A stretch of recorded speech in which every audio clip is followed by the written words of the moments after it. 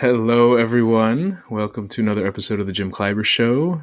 I am obviously Jim Kleiber, and today with me I have a good friend named Nancy Loitz, and we are going to be having quite a raucous discussion. If this is, we shall see. if this is reminiscent of conversations we've had before in the past, and just to give you a little layout of the call, I like to do a quick intro where I'll introduce myself, she'll introduce herself, and say what we expect to happen or hope to happen. And then we will go into the discussion. And then at the end, we will just do a quick reflection to see what we learned or what shocked us or surprised us.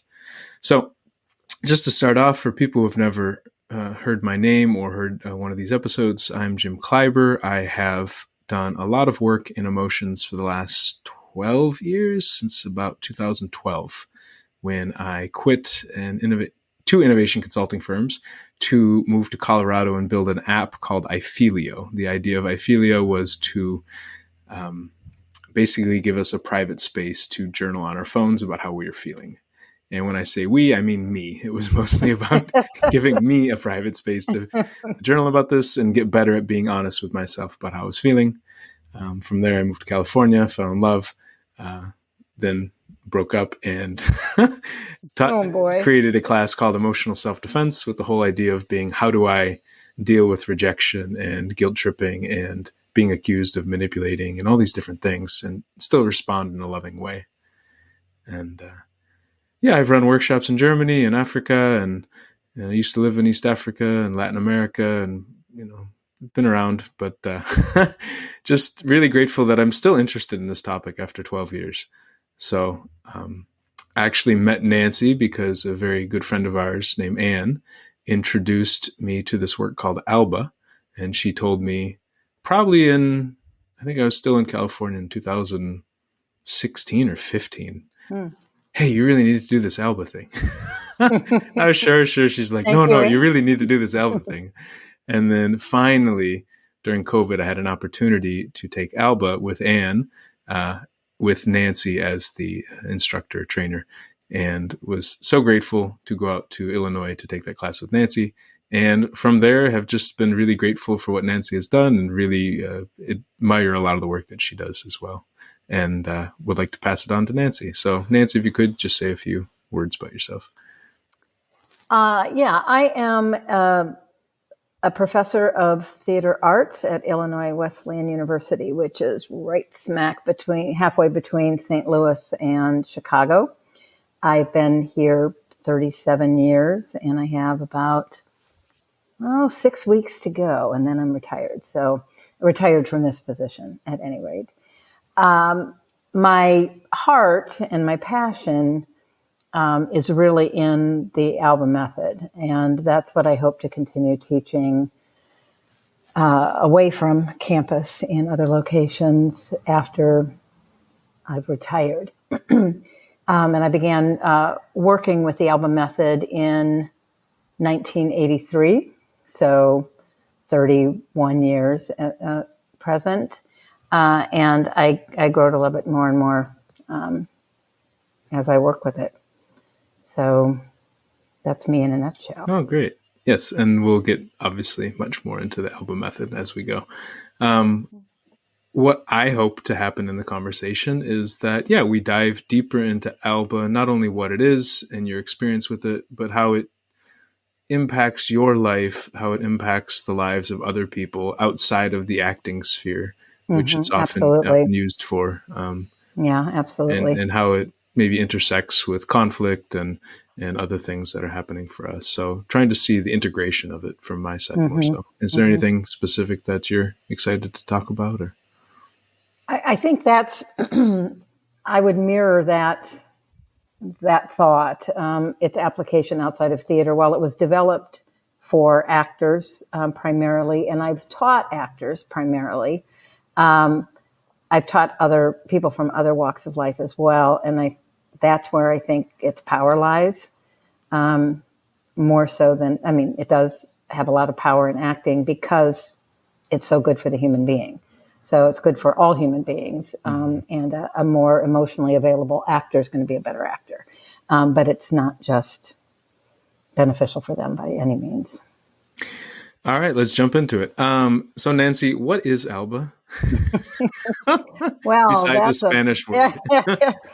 yeah, exactly. Well, Alba, briefly, we have a lot of time to talk, so I'm sure we'll go into it in more depth later. But kind of the short version is that it is an entirely physiological approach to the development of emotional intelligence. I would say that's kind of a catch-all phrase, but it at least helps people, I think, who aren't aware of what it is to get a starting point on what we're talking about.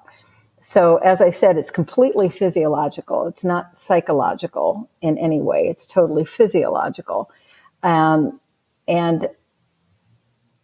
through learning the Alba Method, you become more emotionally aware, not just of your own emotional experience, but the emotional experience of others. And for actors in particular, it allows you to enter and exit emotional states in a way that is safe and predictable and fluid. I guess it gives you complete control over the emotional journey of a character. How do you think that is similar in one's normal life, that it allows you to exit and enter emotional states more? No. Not so much, because when we teach Alba, we're teaching the physiological aspects of the emotion separate from content and separate from context. And so that's what makes it safe to learn it, because we are not tying, let's take anger for an example. We are not tying the anger that we are accessing to a memory, to a relationship, to an imaginary circumstance. It's totally physiological and it has no context. Therefore, when I'm guiding a student to leave anger, they can leave it with a clean mind and with a clean heart. Whereas if in life, emotion has context. All right. You're angry for a reason. You're angry at a person. You're angry at a situation. So I could guide you through the exit of the Alba piece of what you're doing in your anger, I suppose. But I'm not a therapist, so I don't do that. But the situation is still going to be there. The context is still going to be there. And Alba's not going to erase that from your life or from your thinking process. Alba is physiological. It's not cognitive and it's not psychological. And in life, the cognitive and the psychological go hand in hand with the emotion. So when I was talking with Mary the other day, who is a therapist counselor, she had an article about how it's not just mental health, there's also the physical component, and how there's the interplay between the two. And it sounds like what you're saying with Alba is that it tries as much as possible to be just the physical, just the physiological contributor. It doesn't just try to be, it is just the physiological. So that's what I love about it, because it's so disciplined and so specific that is what it is. Which can, as somebody who is taking it as a student and not so familiar with it, which can be disorienting in a way. Absolutely. Because so often we have both components. We have the body shouting at us for a certain emotional state, but then we have the thoughts coming into mind to reinforce that or escalate it. Sometimes de-escalate, but sometimes to reinforce it. I'm feeling angry, and then I say, he's such an idiot. And then now it goes deeper and deeper. Yeah, absolutely. And that's what makes this distinct from other approaches that actors have used to create an emotional state. Now, going back to what you said, though, about does it, I can't remember how you phrased the question, but easily enter and exit or whatever. No. But back when you talked about in real life, can it give you a safe entry and exit? Yeah, that's right. Safe entry and exit from the emotion in real life.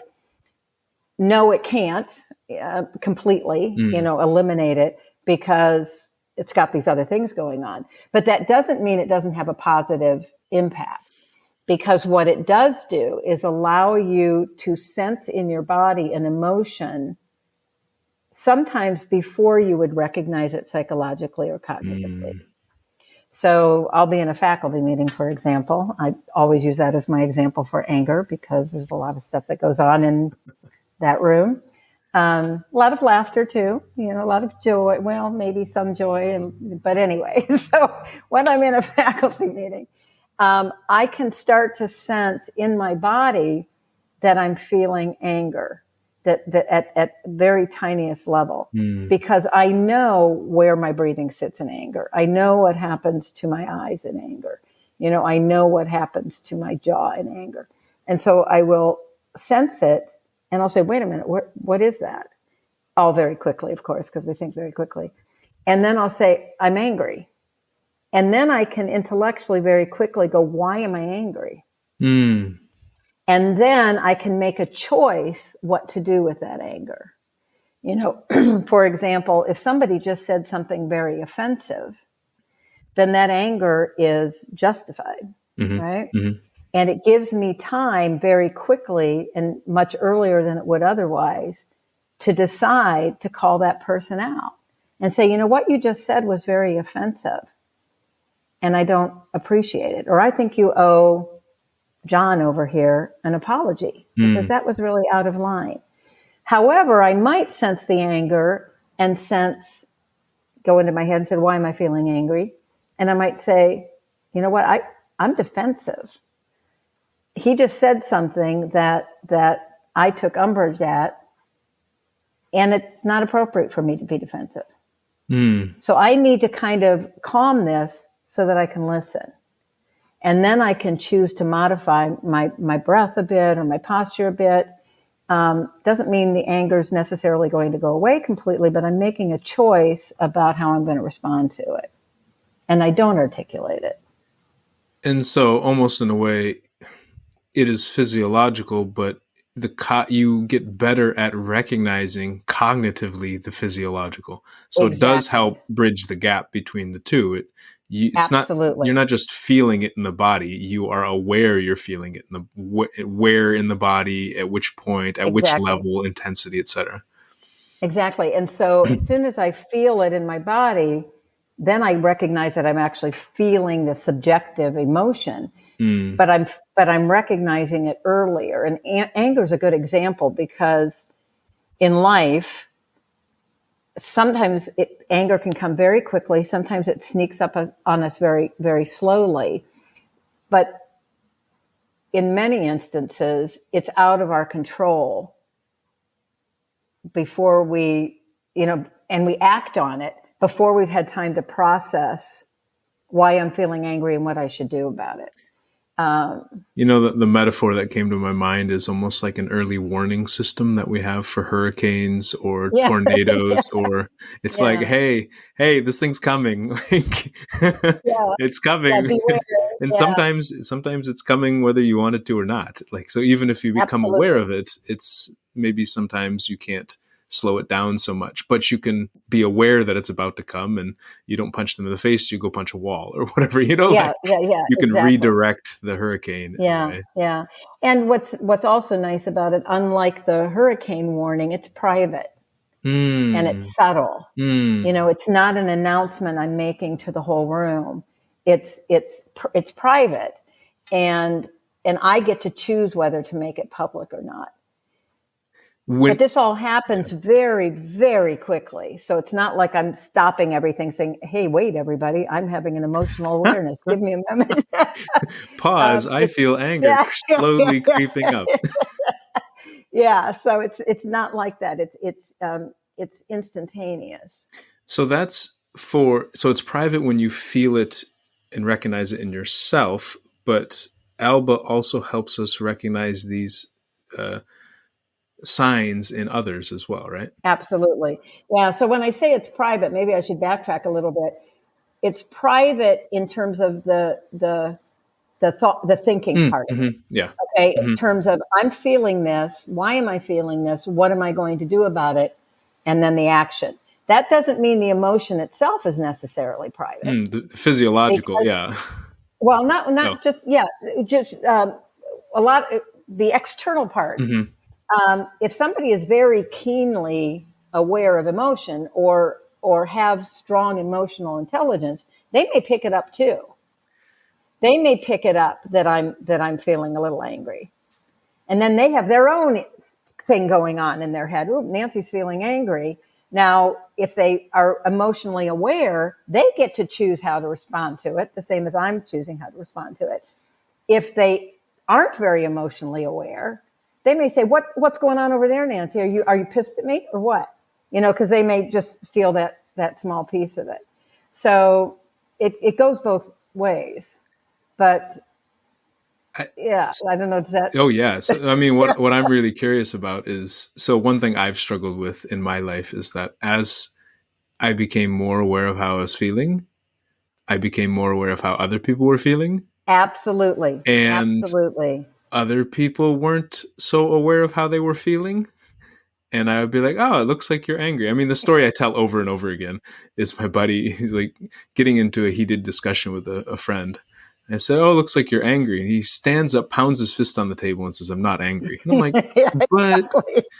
Exactly. And so I try to tell people, and I try to remind myself that me staying aware, me staying connected to emotions is actually for my safety. Because if somebody gets really angry and they're unaware of it, they might punch me or stab me or do something like this. And so, but at the same time, it can really frustrate me and other people when something is so obvious to me that they're feeling something. I don't know Mm-hmm. exactly what they're feeling or Mm-hmm. exactly what they're thinking about, but I have I have pretty good intuition that something is happening, Absolutely. and they Yeah. deny it strongly. How does that impact your life? Well, I guess I would,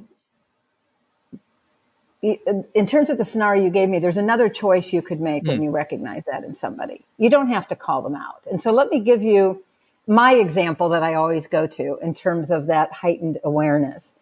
When I first learned this technique in 1993, I learned it my initial training was in Chile. mm, And when I came back to the States, it was during a sabbatical. I came back to the States and I was teaching a group of young actors, newly out of high school, in their first acting class.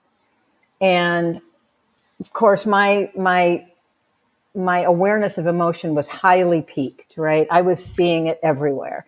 And, some of my students now say, as they're walking down the street, in their head, they're going sadness, anger, joy, fear. They're just recognizing it like people are wearing it, written across their foreheads, because our ability to read it just becomes hypersensitive.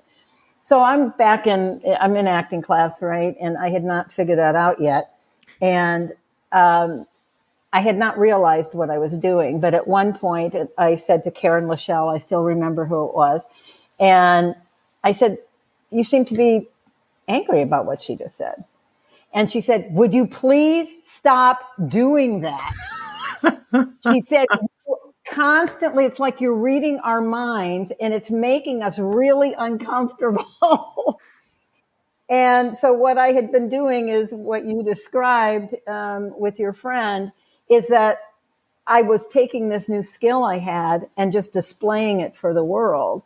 And that was a choice I was making. And it was a choice that was not helpful to mm, these students. Instead, I needed to take it in and decide what to do about it. And usually it's nothing.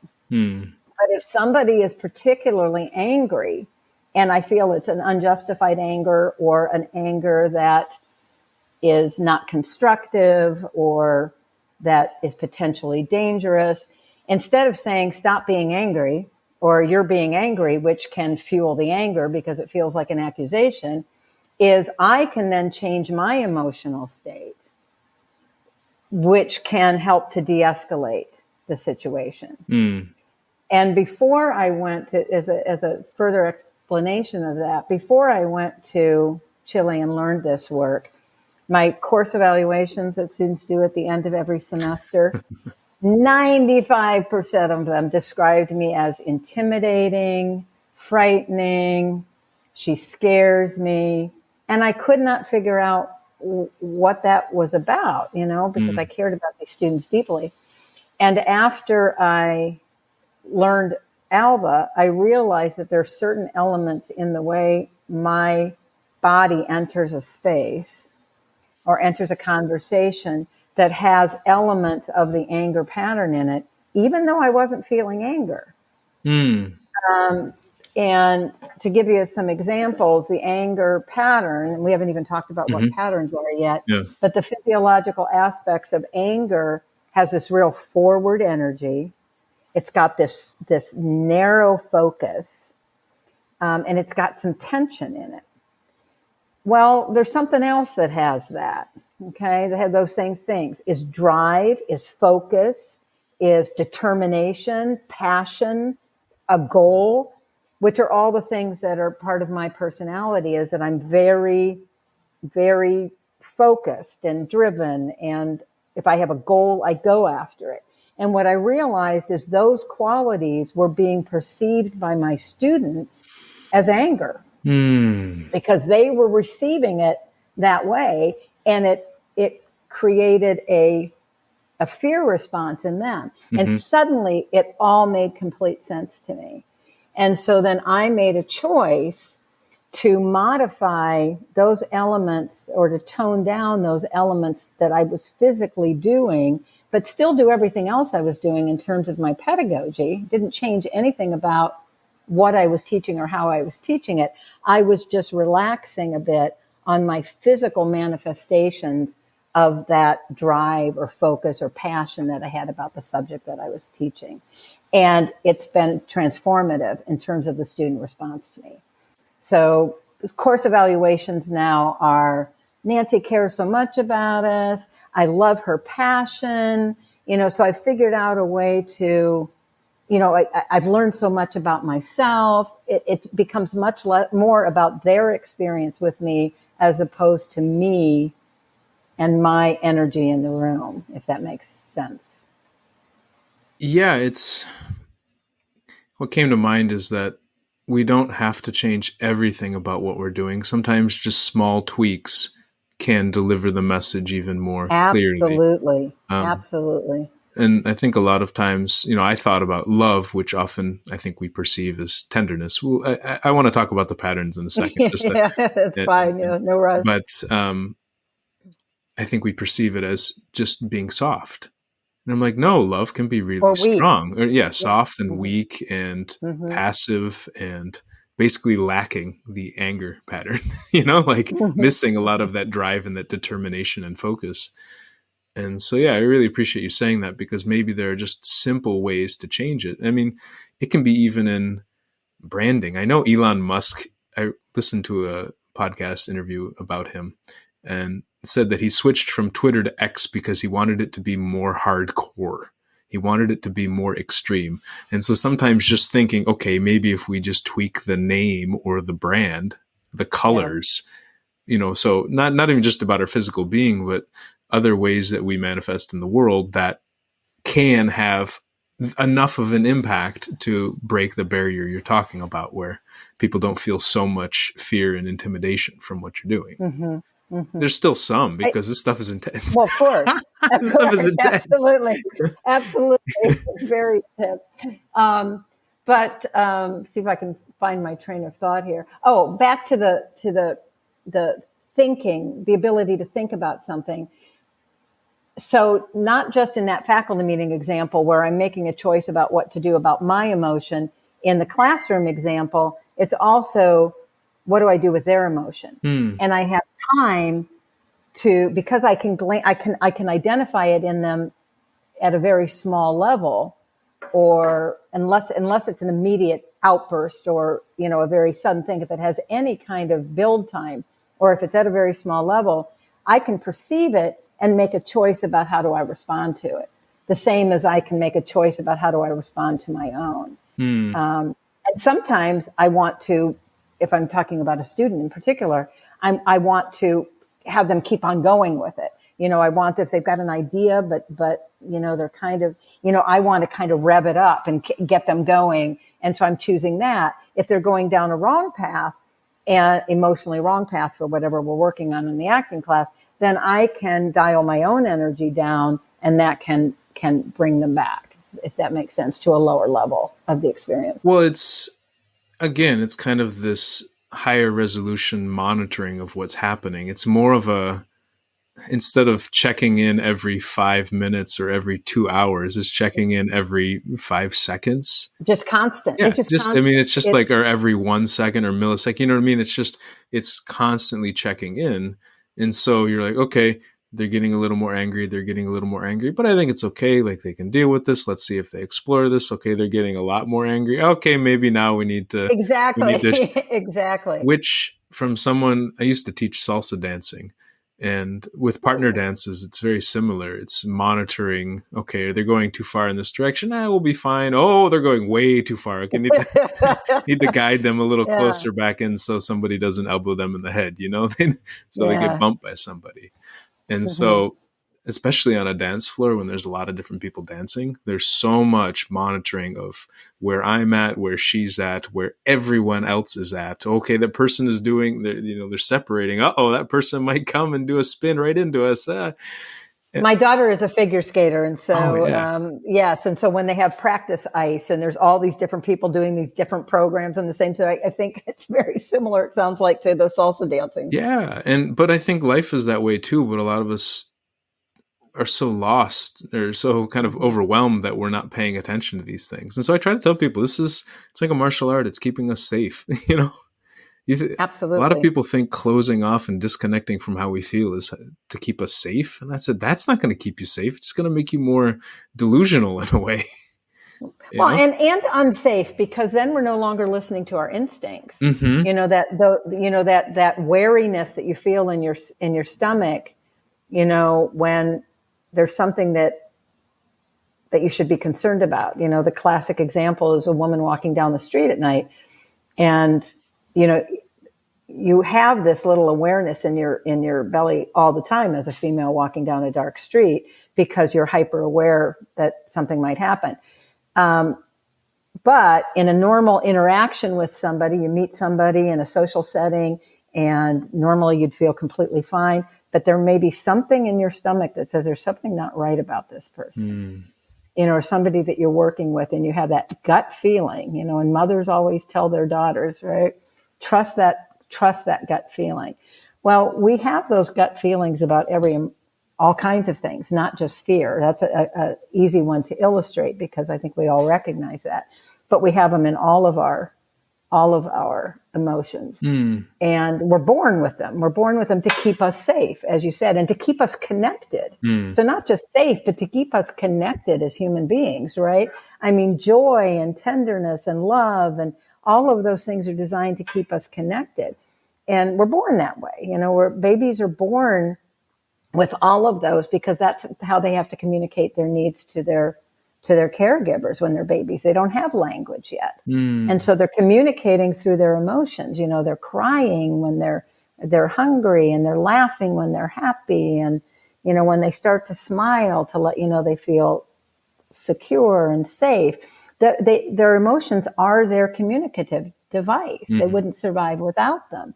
But then over, from birth to, think of 12, junior high, and all the potential trauma that goes on being a junior high student. We're learning in those years what emotions are bad, and we start to push them down, and we lose touch with that instinct that we were born with. And we're constantly judging our emotions and judging our behavior and going inside to our brain, into our thinking, and losing that connection to our body and to the bodies of others, because we've been untrained from that tool that Mother Nature gave us. Do you think as we push down the bad, I always do quotes on that, bad feelings, yes, please, that we also push down the good ones as well? Like, do you think it's kind of a... Good. It depends on the personal experience. Some people, and that's why it's so interesting working with so many people as I have over the years, is that each person comes in with a new challenge for me, because everybody's emotional journey is unique. And so there are some people who suppress joy. There are some people, I've had who suppress joy because people have laughed at their laugh.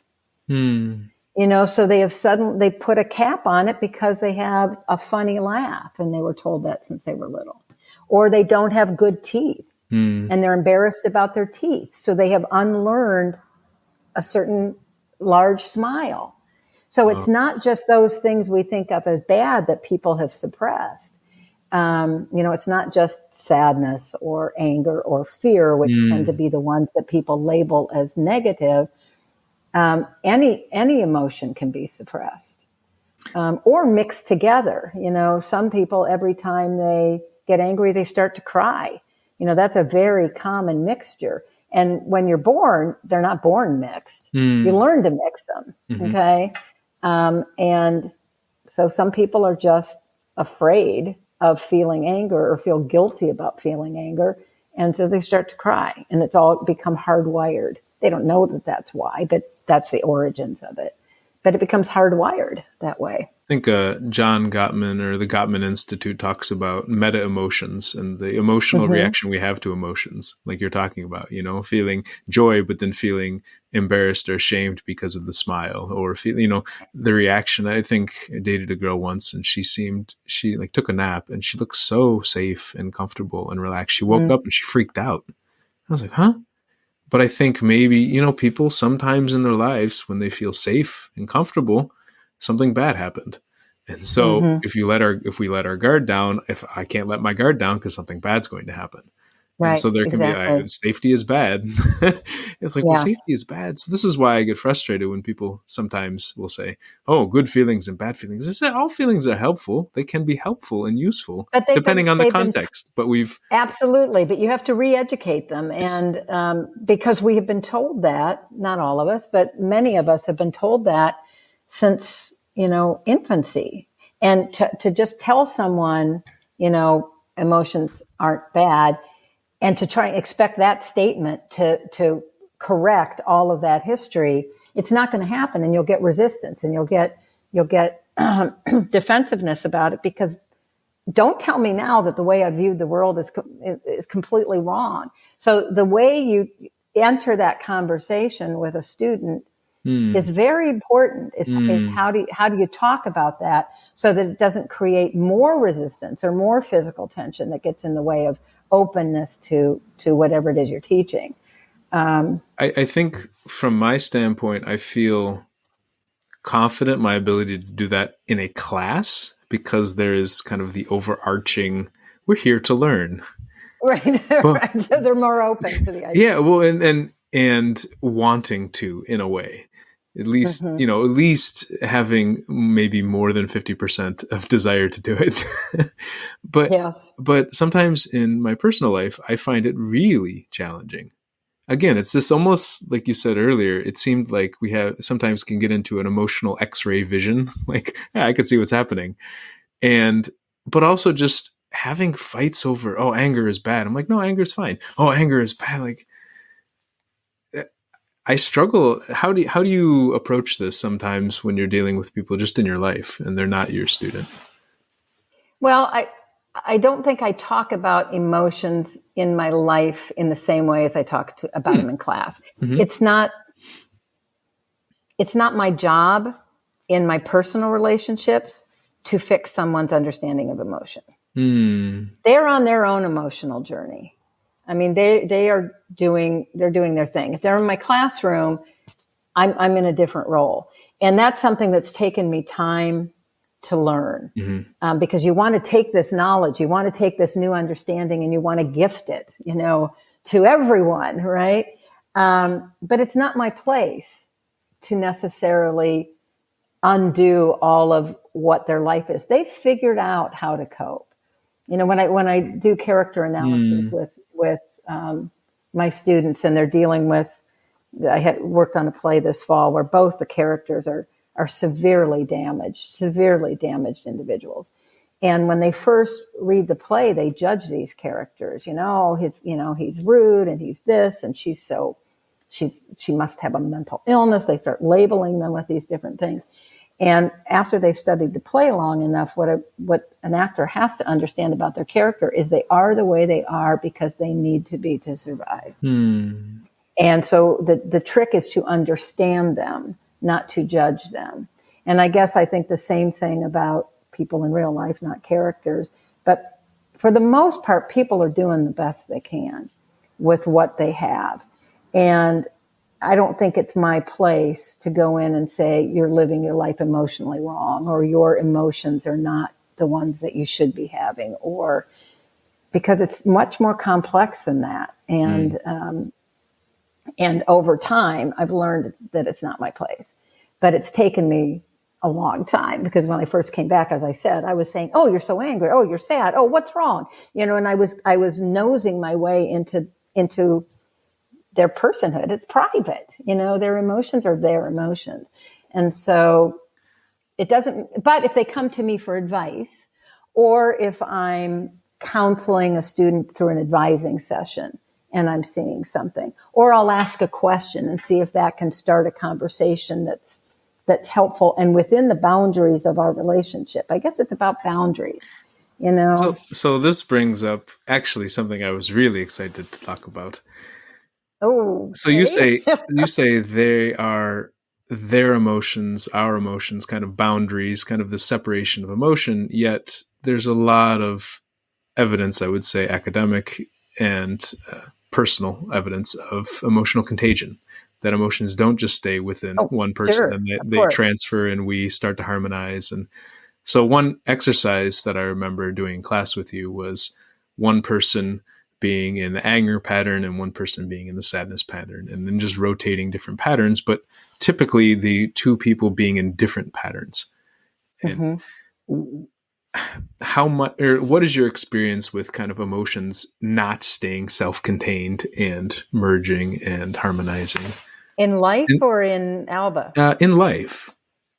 In life, well, of course they do. Okay. I mean, we are almost never in a pure emotion. Well, I wouldn't say almost never. First of all, we're never neutral. We're always in an emotional state. And we're usually in a complex emotional state. We're usually in a mixture. And I was just talking with one of my actor friends in Amsterdam the other day. She reached out to me. She's starting to teach Alba, and she was struggling with how to design the next phase of the course that she's teaching, because she's working with students who have some experience, and she wasn't sure how to take them to the next place. And so I talked with her about how to teach mixtures, because we live in mixtures. We live in a combination of things. It's very, very, very complex, the emotional state of the human being. So that's happening all the time. I think it's just the natural state of affairs, and that somebody else's mixture, I might only pick up one aspect of it. If somebody's angry and sad, depending on how emotionally receptive I am, I might just pick up the anger and I'm missing the sadness. And this person could be carrying a lot of hurt with them. And if I respond only to the anger and ignore their hurt, then I'm not doing them any favor by acknowledging what I see, because I'm missing a bunch of it. And when you say respond, do you mean feel it, or what do you mean? No. I mean, if I were to comment upon it, or if I were to, I feel what I feel, and again, I don't judge what I feel. I don't judge what I feel. I will acknowledge what I feel. I will take note of what I feel, but I'm not saying, oh, you shouldn't feel angry. I'm feeling angry. Why is that? What am I going to do about it? But not, I shouldn't feel angry or I shouldn't feel sad. You're staying in the conversation with it and recognizing it. Yeah. Right. Absolutely. And the same with the person I'm talking to. I'm recognizing it. I'm processing it both intellectually and emotionally. Emotionally first, right? So I'm processing their emotion, but I'm not sure if we're still on the topic So in Alba, in class, when you're doing trainings, what do you notice when one person is in, let's say, a pure pattern and another one is in a different pattern? Because I think what I noticed was there's some type of mixing from other people. Like I was absorbing some of the emotions that they were feeling. Well, part of it is the difference between being in Alba class and being in life.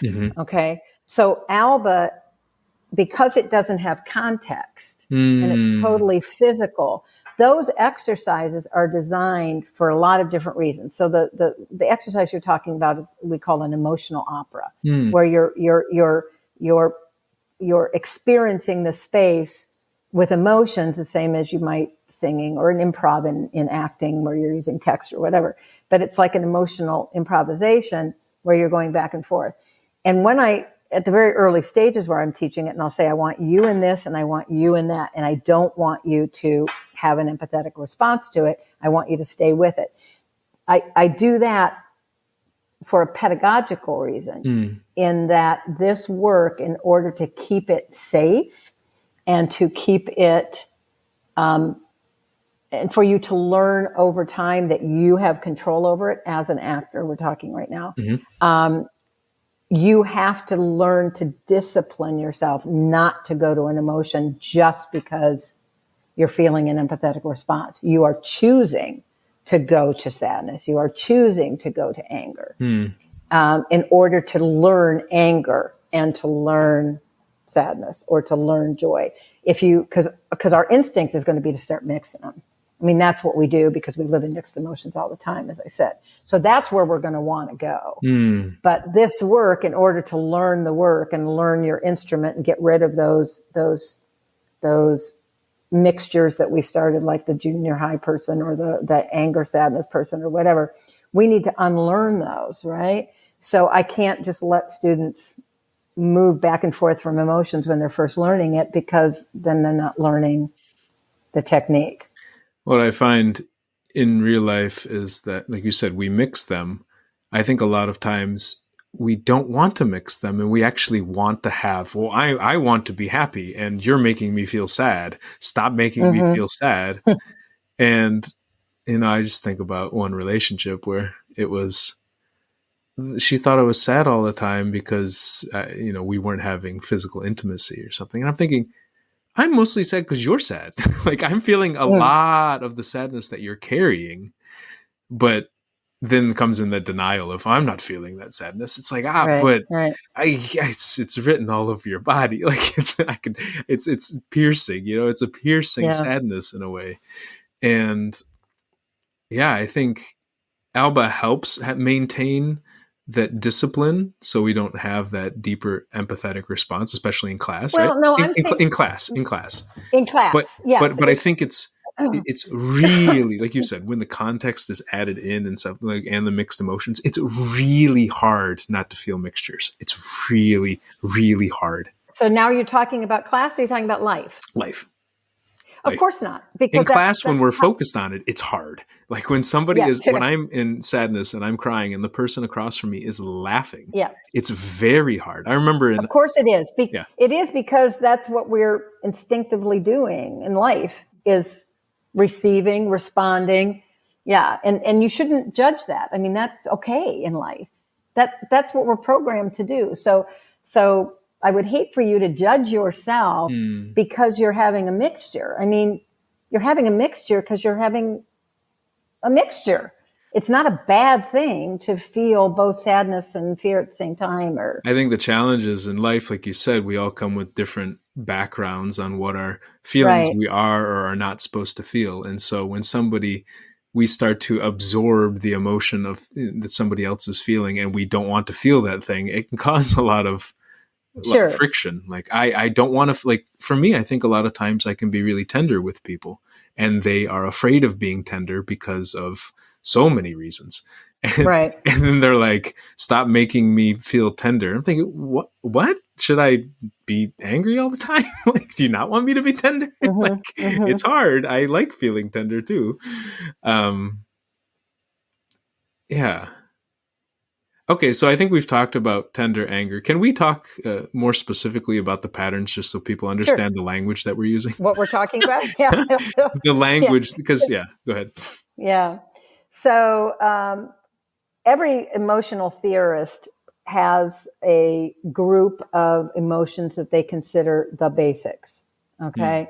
And different emotional theorists will have different basics. So that can be a whole other conversation. That would be an interesting episode of your podcast, I think, is why are Paul Ekman's basics different from Susanna Block's basics, different from whatever? Because they are very different. And they're actually, I was just reading an article the other day about they're adding one. Somebody just added one to their basics. But anyway, so for Alba, we use the basics outlined by the originator, which was Susanna Block, who is a Chilean research psychologist, or was. She's retired now. But so her basics, she has 6 basics. So the 6 basics in Alba, the Alba Method, also called Alba Moding, so I might accidentally go back and forth between the two, are sadness, joy, fear, anger, tenderness, and erotic love. So those are the 6 basics. Now we also teach neutral. So there really is a 7th pattern. It's not an emotion, but it is a pattern. And that's really what distinguishes it from most other emotional trainings, particularly in acting and probably in psychology as well, is teaching what is neutral and learning neutral, because we don't experience neutral in real life. We just don't. We're not programmed to. We just don't. And that's one of the reasons that exercise that you were talking about is to well, let me backtrack a little bit. The neutral pattern is taught in order to give an actor or a student, I'm talking that way, a student control. All right, that you can always come back to neutral. You can always come back to neutral. If I've got you in a very deep state of sadness, for example, physiologically we can get you back to normal and it's gone.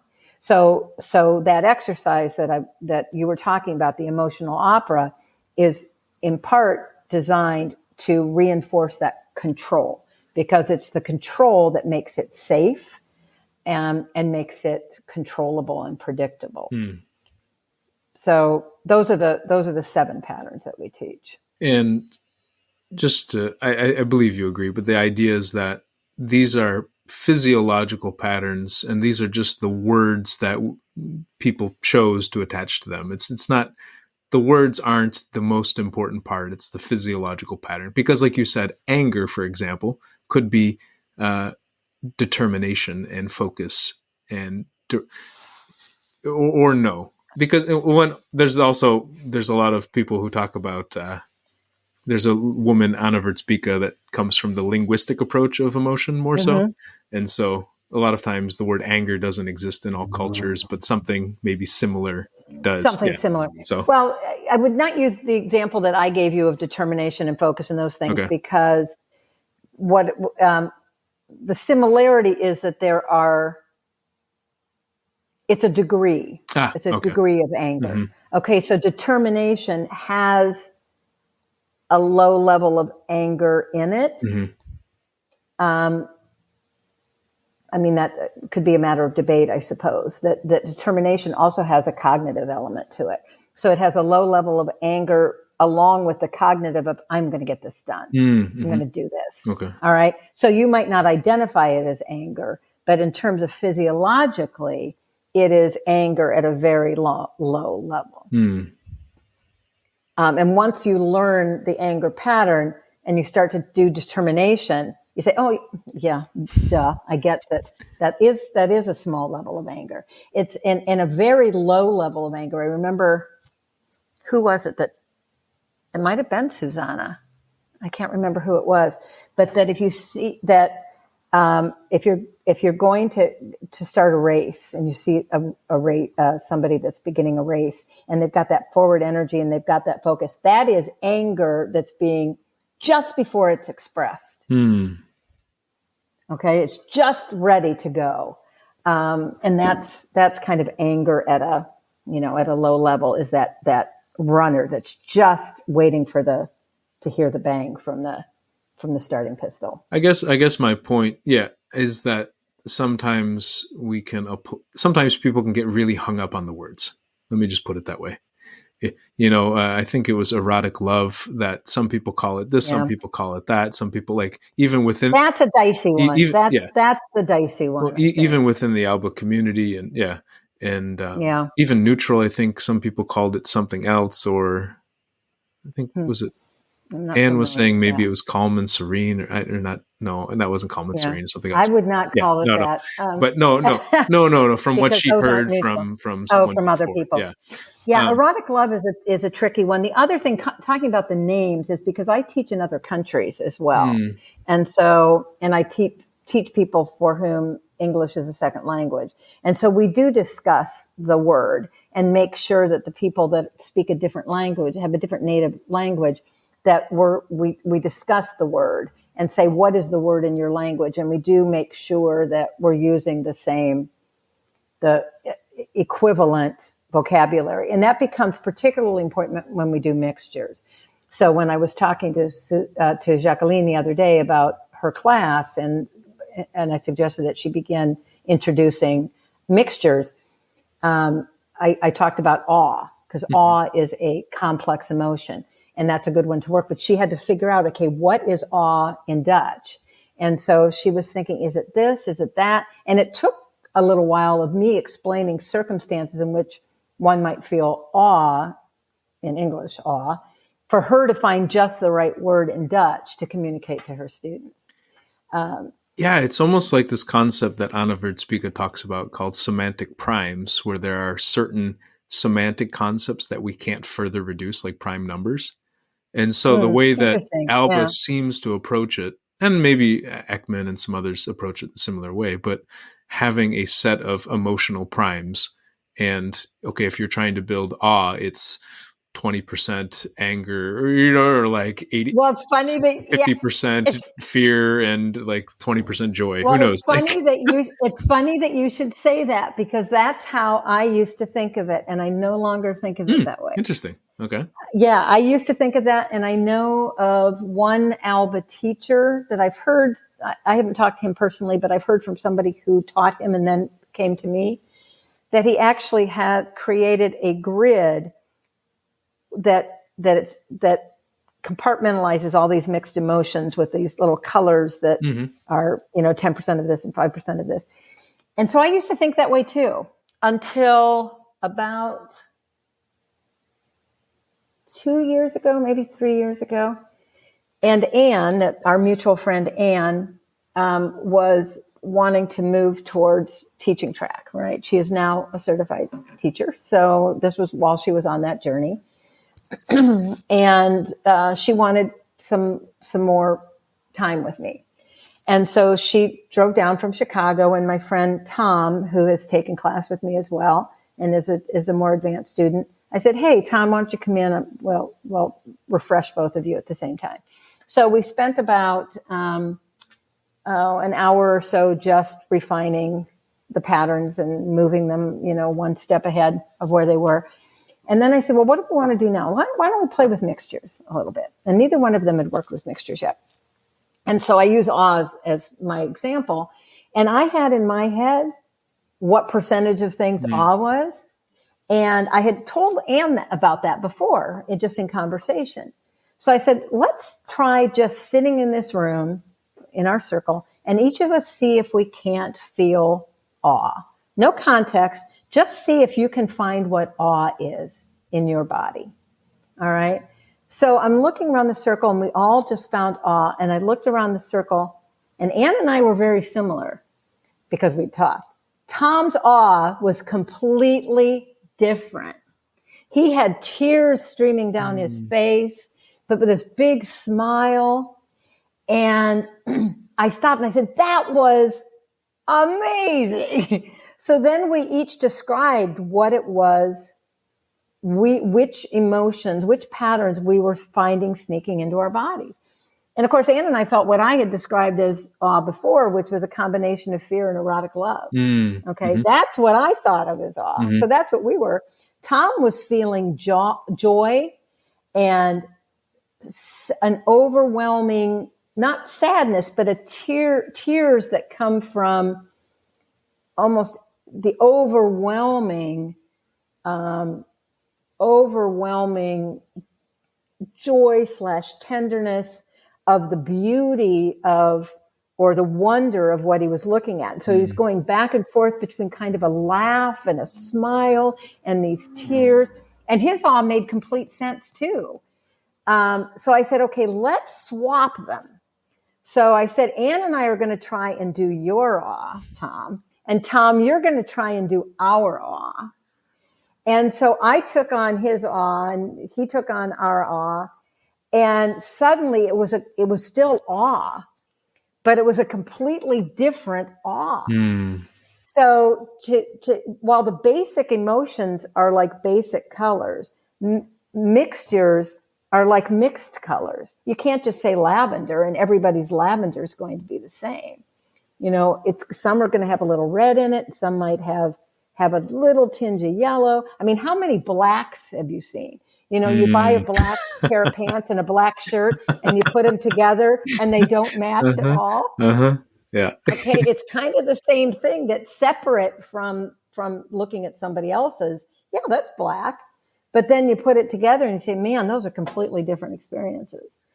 And so so the ones we worked on that day, I think, because it was eye-opening for me. It was one of my favorite Alba experiences. And, you know, I've been teaching this, you know, I've been studying it for 30 years, but I've been teaching it for 25 probably. And every class I offer, I learn something new. It's so exciting because, like I said, everybody's emotional journey has been different.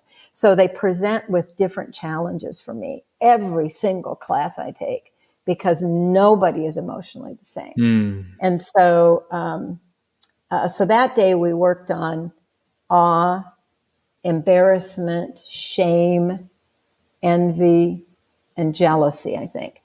And so now at the end of a long course where students have a good understanding of the patterns, we do that exercise. And it is so fun and every time somebody comes up with a new mixture that I hadn't expected.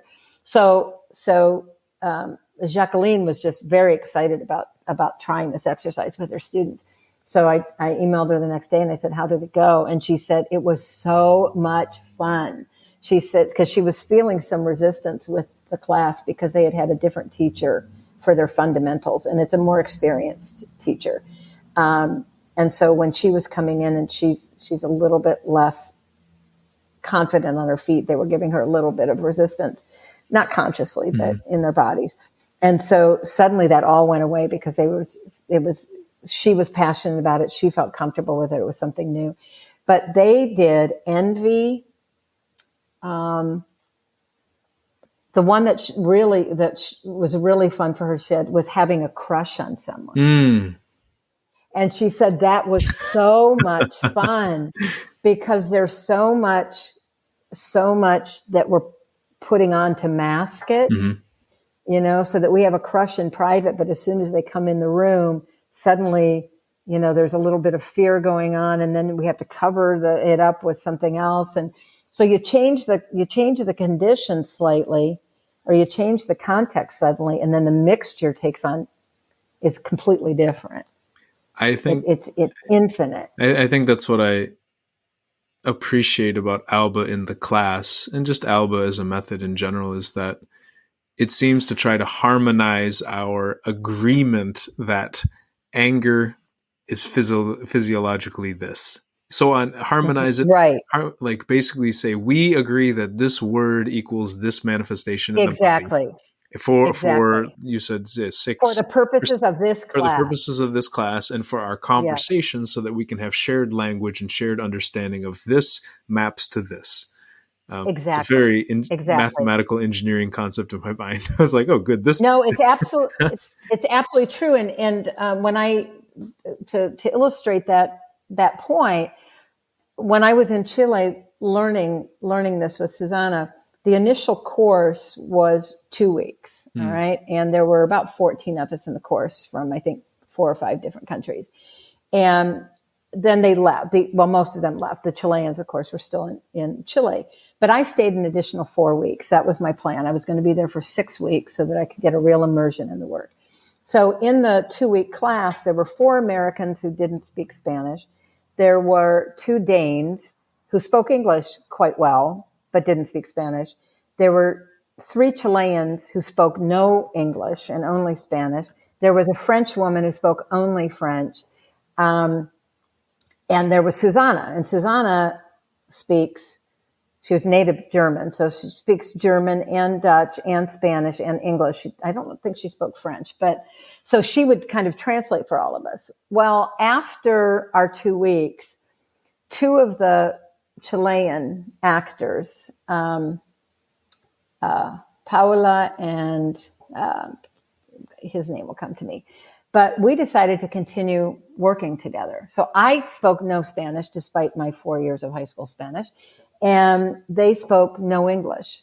But we decided we wanted to continue working together. And we could because we had this shared vocabulary, this very limited vocabulary of the names of the patterns and levels. Uno, dos, tres, cuatro, cinco. We always do 5 levels, right? And then triste is sadness. So I learned the names in Spanish. They learned them in English. And we decided to work on a scene from Tennessee Williams' The Glass Menagerie. So any of your listeners that know The Glass Menagerie, everyone knows the gentleman caller scene. All right?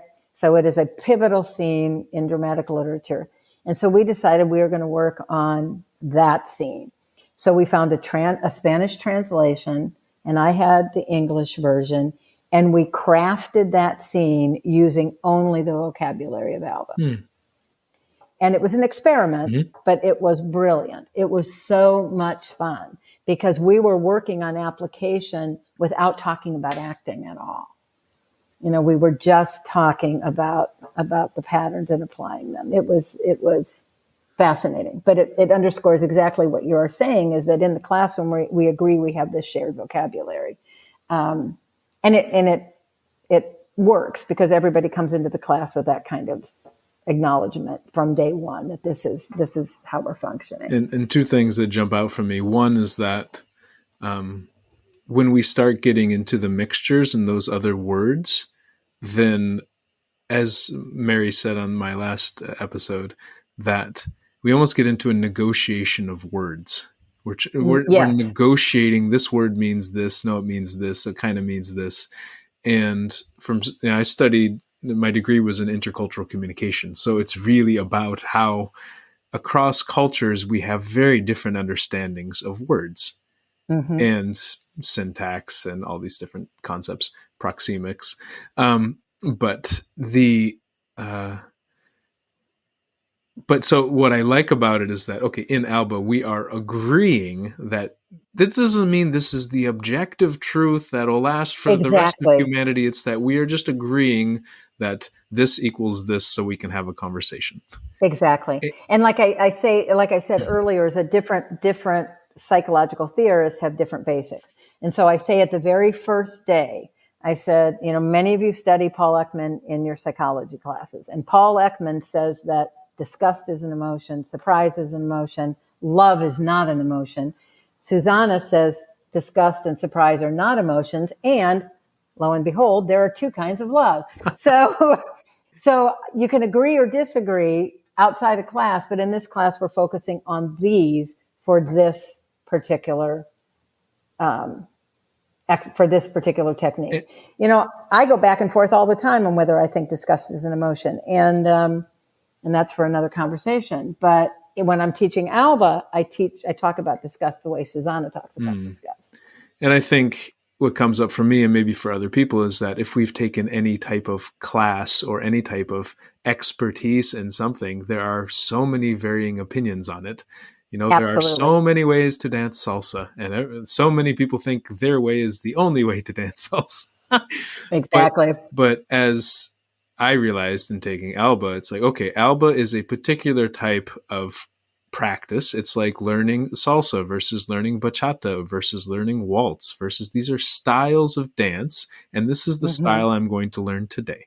There are different styles of martial arts. There are different styles of pedagogy. There are different styles of many things. This is the one I'm learning today, and this is the language that we're using. And yeah, and I like that because I think in our normal lives or our outside of class, that there can be a lot of conflict over words, and I try to help people. And okay, this is why I like to talk about things, and it sometimes frustrates them, because often I recognize we have different definitions of the same word, and the other person thinks we have the same definition. And so I'm trying to say, no, we see these words differently, because the example I often use is, okay, a vacation. If you're with a partner or something and you want to go on vacation, perhaps your definition of vacation is going and sitting on the beach and relaxing. With you, Nancy, it's probably not. I'm guessing you like to adventure more. Yeah, no way. I can't stand the thought of lying on a beach. You know me. but the other person might be like, I want to go to the same Mhm. beach every year and read the same book and just tune out. And so, okay, let's, yeah, You're describing yeah, hell to exactly. me. And so when the person says, let's go on a vacation, you're thinking, oh, great, we get to go travel, we get to go to Paris or whatever, we get to interact with all these Right. different people. And they're thinking, no, I want to get away from everyone. Yeah, exactly. And so Exactly. for me, that's why I appreciate the negotiation of words, and also just kind of this mapping of awe is not the same for everyone. Joy is not, outside of Alba, joy is not the same for everyone. That's right. That's right. Tenderness is not the That's same. right. Erotic love is not the same. So many.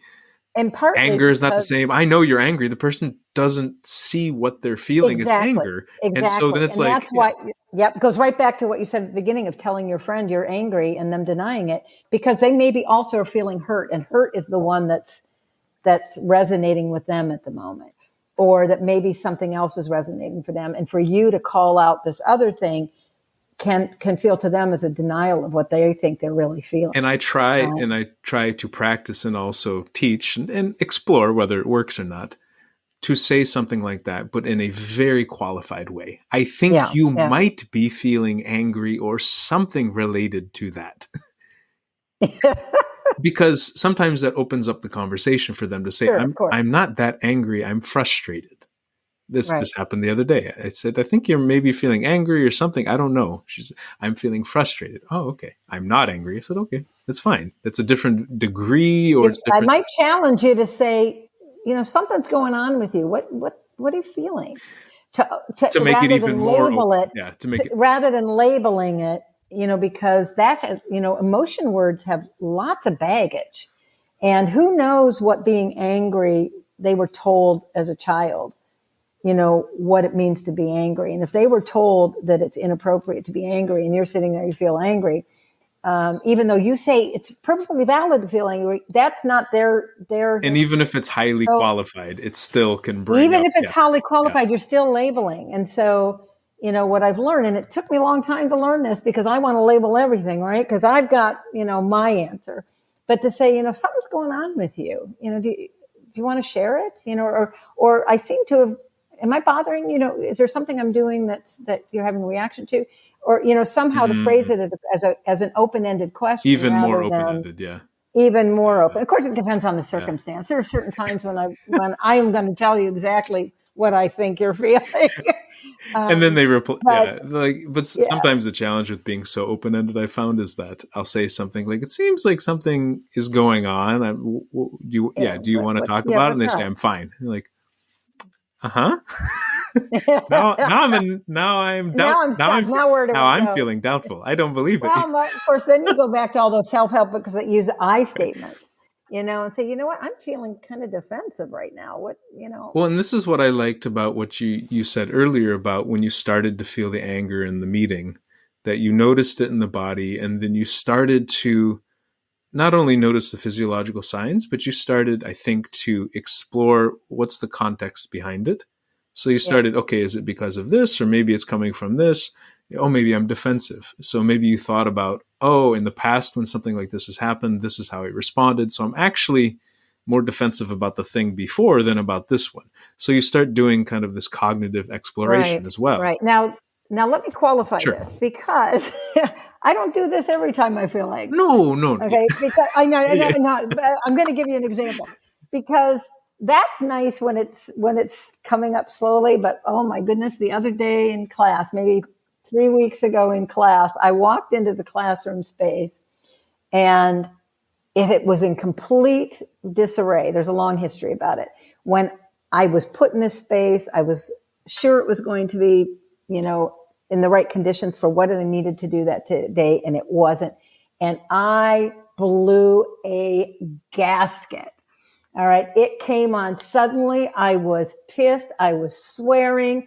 I was kind of moving stuff around, and my students are trickling into this and watching me. I was so mad. I was crying. I was so pissed. And I was just, and they're all, trying to move things around and get it all. And it wasn't their fault, obviously, but I'm spouting out loud all these philosophical things, we always say that class comes first. Well, that's bullshit. Nobody is following that. And look at this. And, priorities are out of whack. And it was great because at one point I said, I'm really sorry. And this young woman goes, you don't need to be sorry. That I had a right to be mad, and they all got everything. We got everything back and we got our work done, and I thanked them. But it was fascinating is that because of that event, my emotions were on the surface. And even though I have Alba, and even though I can use Alba to modulate a bit if I choose to and if I need to, my emotions are very close to the surface, and they can come out very quickly because I've eliminated over time all those physical barriers to them. So they're very accessible. So once I've opened that door, I am emotionally extremely available. So in that class that day, I was crying with passion and pride. Because I was talking to them about the showcase I had seen the night before up in Chicago. Our students had done the showcase, and I was so friggin' proud of them. And I was crying with this joy and pride over these kids. And then I was crying and angry because I was so mad that I was the only faculty member that was there other than the two who had put it together, and that really pissed me off. And so the whole class was me kind of with my emotions, my heart on my sleeve. And so I texted my TAs, my TAs for my two sections of that class. We're still in Chicago from the showcase. And I texted them and I said, you're probably going to hear something about class today. And sure enough, they did. But it was all good things that they heard. They heard that I was passionate and how proud I was of them, and how much, I cared about the class and all of that. So it wasn't because it wasn't at them, it was at this situation in terms of the space. But yeah, so that's one of the downfalls of Alba, I suppose, is that, I will cry so easily at a sappy anything. Yeah.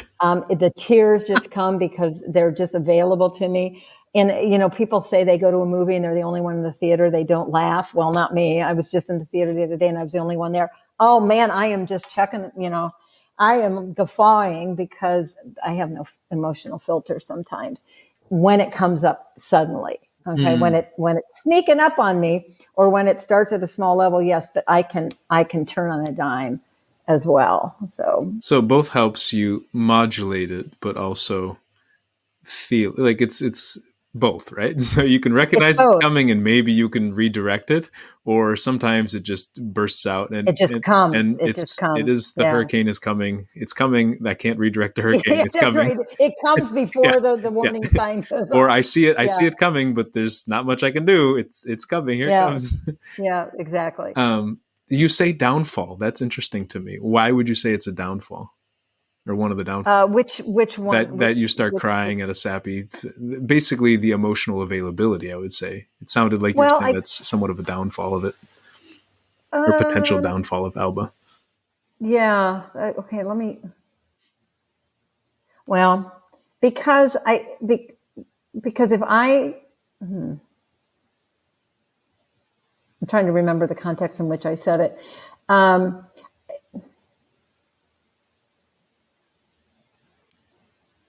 Because you're talking about the anger coming up so strongly in class, and then you were so passionate about the pride, and you were crying so much. It flooded. It was definitely a flood. I think maybe it's a downfall when it happens quickly, and I guess email is a good example. So, if I'm getting really, really angry, and I will do that email out, and I will sometimes not want to wait to have somebody else read it before I send it. It might be that kind of thing because my emotions are so strong or so immediate when it's at a high level that I don't. I'm trying to still remember sure. what. I'm curious. Okay, more from my side. As I've become more, let's call it emotionally available, or as the emotions flow through my body more quickly and more powerfully, I seem to appreciate it and enjoy it, but it seems to cause conflict with people who want me to be less expressive. Can you please stop crying? Can you please stop being so excited? Oh, Can you wow. please stop being so Okay. angry? And it's almost sometimes, can you please take your feelings down to level 1? Stop being, Okay, don't be at I level guess 3, maybe that level is. 4, because of society, you're not supposed to be, depending on the culture, but most cultures say, hey, don't be at level 4, level 5 of any of this stuff. I guess that is what I meant. In terms of the reaction to it, or the person on the receiving end not expecting it or not being used to it, used to somebody who's so available. Yeah, I think that's probably more what I meant by the downfall. But I've gotten to the point where I think I know that I'm not going to harm anyone when I get emotionally strong. I know I am not going to say hurtful things because that's just not part of who I am, I think. But others may perceive me. Okay, let me put it this way. So me tearing up at things, people may misjudge how upset something is or how moved I am because the tears come so easily that they think that was an overwhelming experience for me, or this issue is so integral to who I am as a person because they wouldn't tear up at it.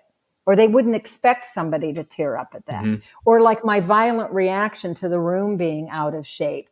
No one else, I don't think, would have reacted the way I reacted in that intensity, in that moment.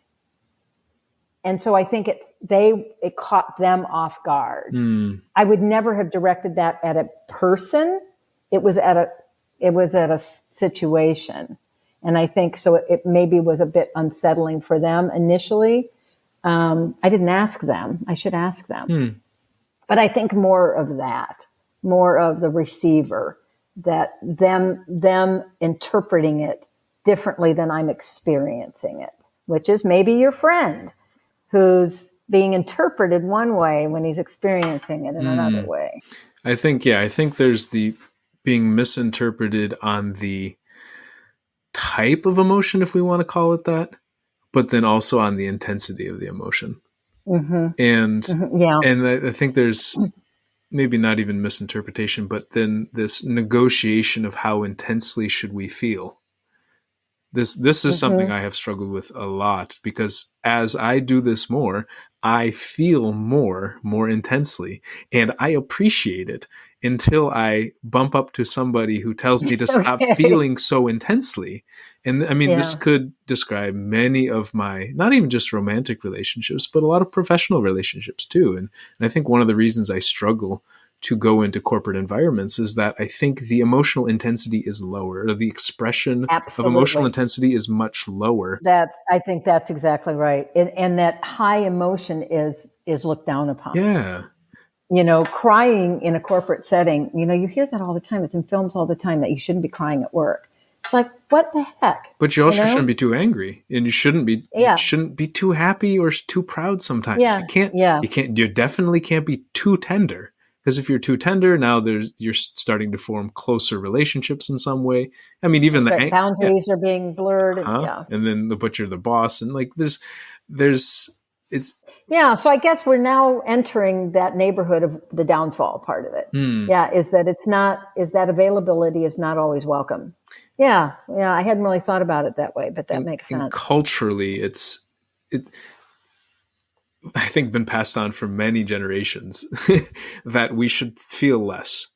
There's almost, I talked about it on one of the Daily Gym episodes, this idea of a war between love and peace, where love in this concept is love, like feeling a lot. I feel so attached to you that I'm so excited to see you, that I'm very grateful to be around you. I'm very scared that you're going to leave. I'm very angry if someone's going to take you away from me. Like that, like very intense emotion.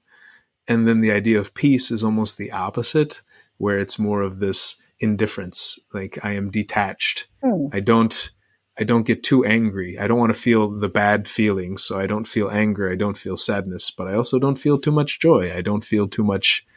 So kind of, I think Brene Brown called it this idea that we could have a selective numbing, and that we can't really selectively numb. We just kind of bring the intense. It's hard to be a person who is very filled with joy, but not also express intense anger either. It's, I don't know. I'm curious what you think about Yeah. that. It's just like, do you see kind of a connection between kind of the levels of intensity that people are willing to express? Or? Oh, absolutely. Well, like it goes back to what I was saying before: is that you're born without the filter, and we learn a filter. We learn filters, and we learn a certain filter for corporate. We learn a certain filter in our family. We learn a different filter wherever. And we've learned those, and our body has memorized them. And I guess it's kind of processing this right now. But what that volatility that I'm describing and that I feel in myself is the baby, who doesn't have the filter yet. And so that particular day, I was the baby, that my filter was gone. And so I was crying, and then I was laughing, and then I was throwing things, and I was swearing, I was all over the map, because I have, through Alba, I think, it might not all be Alba, but through Alba, those filters, those physical filters that I had put into my body over time have been removed. Now here's the downfall. That's not always a good thing. I mean, we learn to control our emotions because we can't act like babies all the time, right? We can't wear our hearts on our sleeves all the time, because then people have to take care of us all the time. That's why we use emotion as babies, because that's how we communicate. But we now have other tools to use. We have more than our emotions to use to communicate. And, maybe that's something to think about for yourself too, is there a better way than through my emotions to communicate this issue? Because this person is clearly not responding to the emotion, or it makes them uncomfortable, or it makes them afraid. I have to listen to where they are too, and their emotional state. If my emotions are frightening them for whatever reason, or making them angry because of who they are and where they are, then I got to think of a different approach. I need to use a different language, not just my emotional language, but a different language. It's not the only one I have. And I guess that's one thing about Alba, is suddenly you feel, oh my God, I understand so much. Well, you understand something really well, but there's still this other whole part of communication that's not emotion. This is why I struggle sometimes, because I think with my background, intercultural communication, and just in general, I liked going to places. I liked being the chameleon and blending in and adapting to so many other ways of how people were being, speaking, interacting, etc. And there's a part of me now that sees culture not so static and more dynamic, and that culture gets pulled in different directions, and because culture is just behavior, right? And is, well, a big part of its behavior. And going, well, what if I stand up against culture? Why do I, what's the negotiation? How much am I compromising towards what other people want versus hoping that they come towards my direction? Well, it depends on what your goal is. It depends on what your goal is. I mean, if your goal is to change other people, is your goal just to interact and everybody? It depends on what you're after. Well, so just so I think before I had often talked about connection with another human, but I did this trip to South Africa and I had a beautiful time in South Africa. I saw a Dave Matthews concert. Oh my gosh. I was so happy. And I was trying to explain to a guy there. He says, "What do you do for work?" I said, "Oh, I teach people how to love or something." And because I was there to learn about Mandela as well. And then I thought more about Mandela and I said, this man was in prison for a long time and he came out, yes, loving other humans, but he also loved life. And I thought, oh, it's about loving life and just feeling connected to what's really going on in life. And I thought sometimes when people culture or people will say stop feeling so much, it's if I'm just excited to see a squirrel, they're like, stop being so excited to see a squirrel. I'm like, they don't say it in those words, but they say, life sucks, why are you so excited? It's like, I think we have a tendency to close off and kind of and disconnect and numb these emotions and kind of mute them in a way where to blend in and to harmonize with other people, it means I have to do that, not just with them, but kind of in life. Because just taking an Alba class, it doesn't restrict it. Okay, I'm in Alba class and now I'm feeling a lot and now the emotions come up very quickly for me. You leave and it's like, oop, the emotions are still coming up. Still coming up. Yeah, exactly. And maybe even stronger in some ways. You're like, whoa, what is going on? Exactly. Well, and the world's not necessarily ready for all of us to just start emoting all over the place. So we have to adapt. I mean, I think that you can help people come along on your journey, but it's not your job to. It's not necessarily your place to. I think so. Yeah. It is I think there's a negotiation. Yeah, to figure out. Okay, I'm different now. How do I fit into the world? Not the world needs to fit in with the new me. Both. How do I? Both. Yeah, both.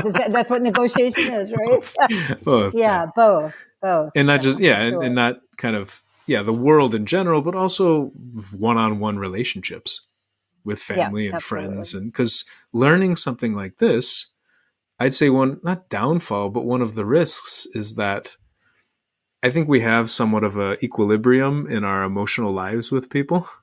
And then to go, whoop, I'm much more emotionally available can really disrupt some of that equilibrium. Absolutely. And cause some unexpected conflict or absolutely, because as your emotions change, their emotional reactions to you change. So you're not the only one changing. They're changing because you've changed. But they didn't sign up for class.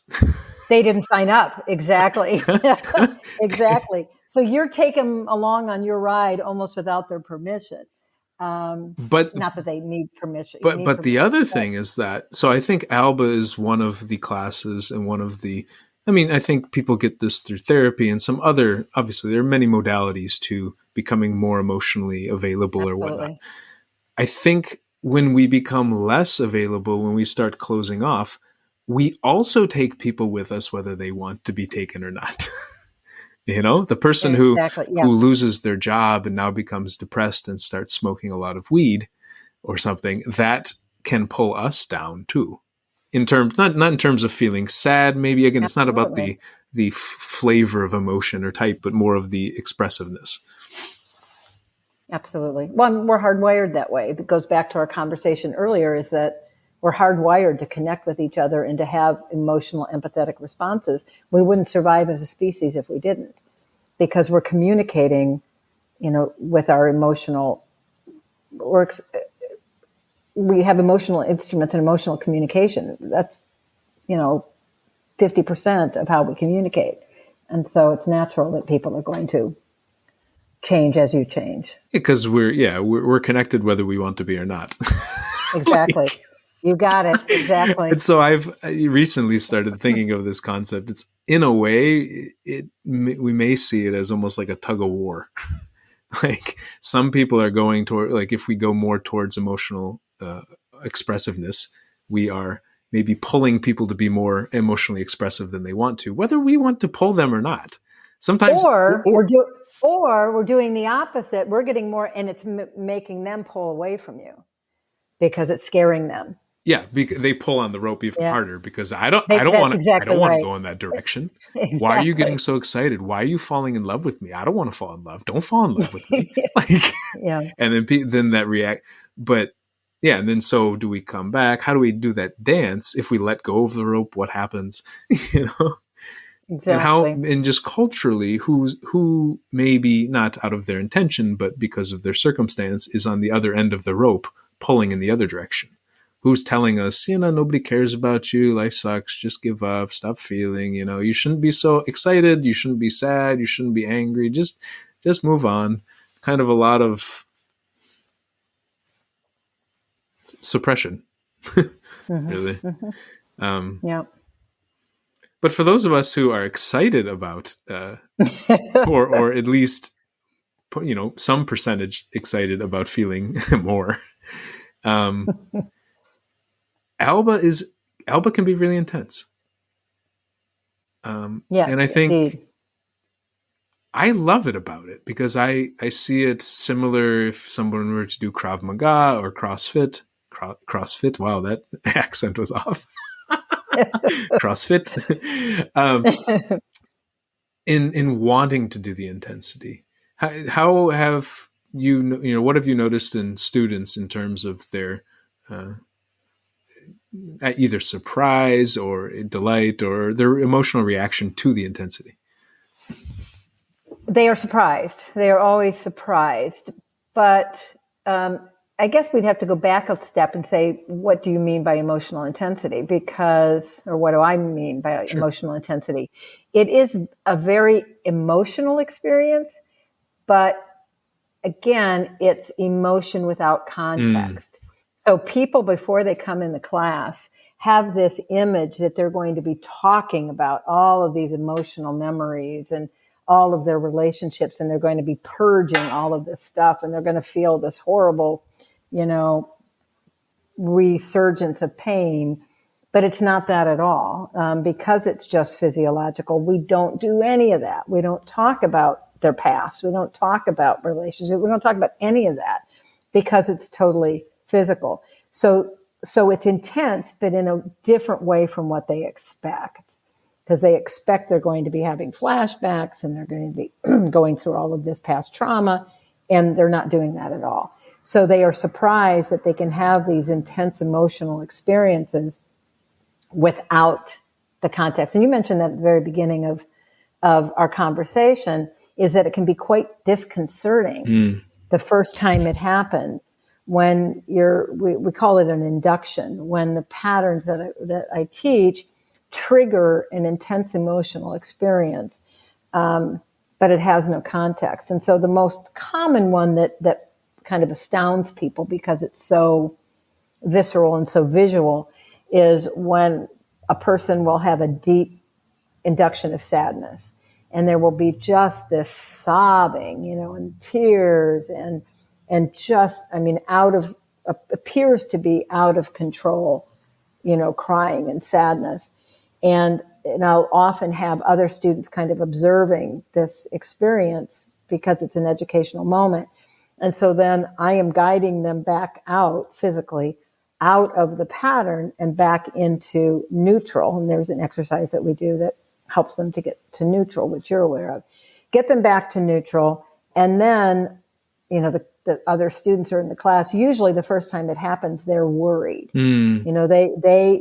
They have this emotional response of compassion and concern for this person who appears to be experiencing, this very unpleasant, painful journey.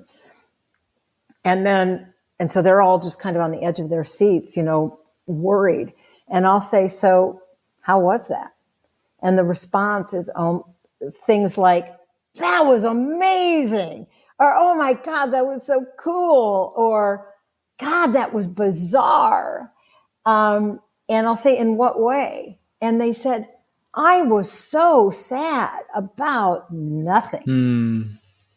And so, and that disconnect, to feel that sadness and this crying and a feeling that they can't get out of it, but still safe in it. Mm. And then at that stage of the learning, of course, I'm there to keep it safe and to get them out of it. But then gradually they learn how to turn it off and turn it on themselves. But that's what's so powerful about this, is that you can go to this extreme emotional place, but without the context and without the lingering sadness. So after the neutral, I said, are you feeling any sad? I mean, it'll be 1 minute, 2 minutes later, and I'll say, are you feeling any residue of the sadness? Sometimes they are, because it's hanging on in the body. And then I just need to do more work with them physically to release. Sometimes the eyes are not quite right, or they're still too relaxed, or whatever it is that there's in the body that they're not completely out of it. But if they have done the process correctly to get out of it, they'll say, no, I'm fine. And certainly by the end of the course, invariably afterwards, it's, oh, no, I'm fine, because they have learned the control, and they learn when they're hanging on to some of it. So in a way, you'd say it helps people practice feeling the intensity and learning how to come back from that intensity. Yes. In Alba specifically, in acting, right? But also that applies towards their lives, I would assume, that when, not as much, because then obviously context is mixed in, and maybe it's harder to get out of, because the context can reinforce and deepen the sadness or whatnot. But still help them not have a huge reaction to the huge reaction, if that makes sense. Like that's absolutely correct. And the process that we use to help a student get back to neutral, we call it the step out, and it's a physiological process that helps them change the components of a pattern and bring them back to neutral. So they ask me, can I use the step out in life? And I was like, well, sure, you can use it, but it's not going to do the same thing as it does in class. So in class, the step out is designed to bring you to neutral. In life, it's not going to bring you to neutral, because your emotion has context. But what it may do and will do is help to neutralize you.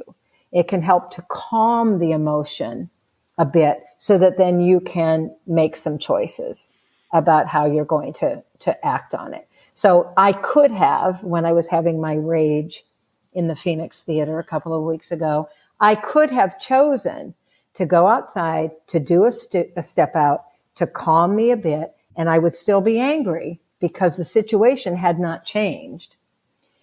But I would be in more control of that anger. It would be at a lower level. I chose not to, because I was mad, and there was no reason for me not to be mad. Okay. And the students were not upset. It was not disrupting class. In some ways, it ultimately fed class in a positive way, but I could have used the step out to neutralize. And so one of the greatest benefits that students have come back to me dozens of times is telling me that this work has helped their anxiety, because they have learned to neutralize the anxiety to a level that is manageable. So it doesn't go away necessarily completely, but it doesn't escalate to a panic attack.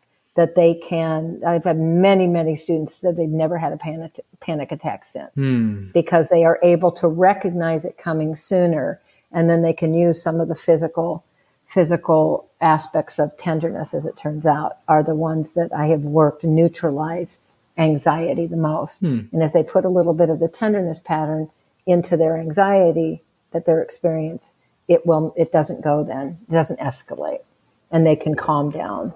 So if people have a context that they are afraid of tenderness, that might create a lot of anxiety. Because if tenderness helps to neutralize the anxiety. Well, I would not give them. Yeah.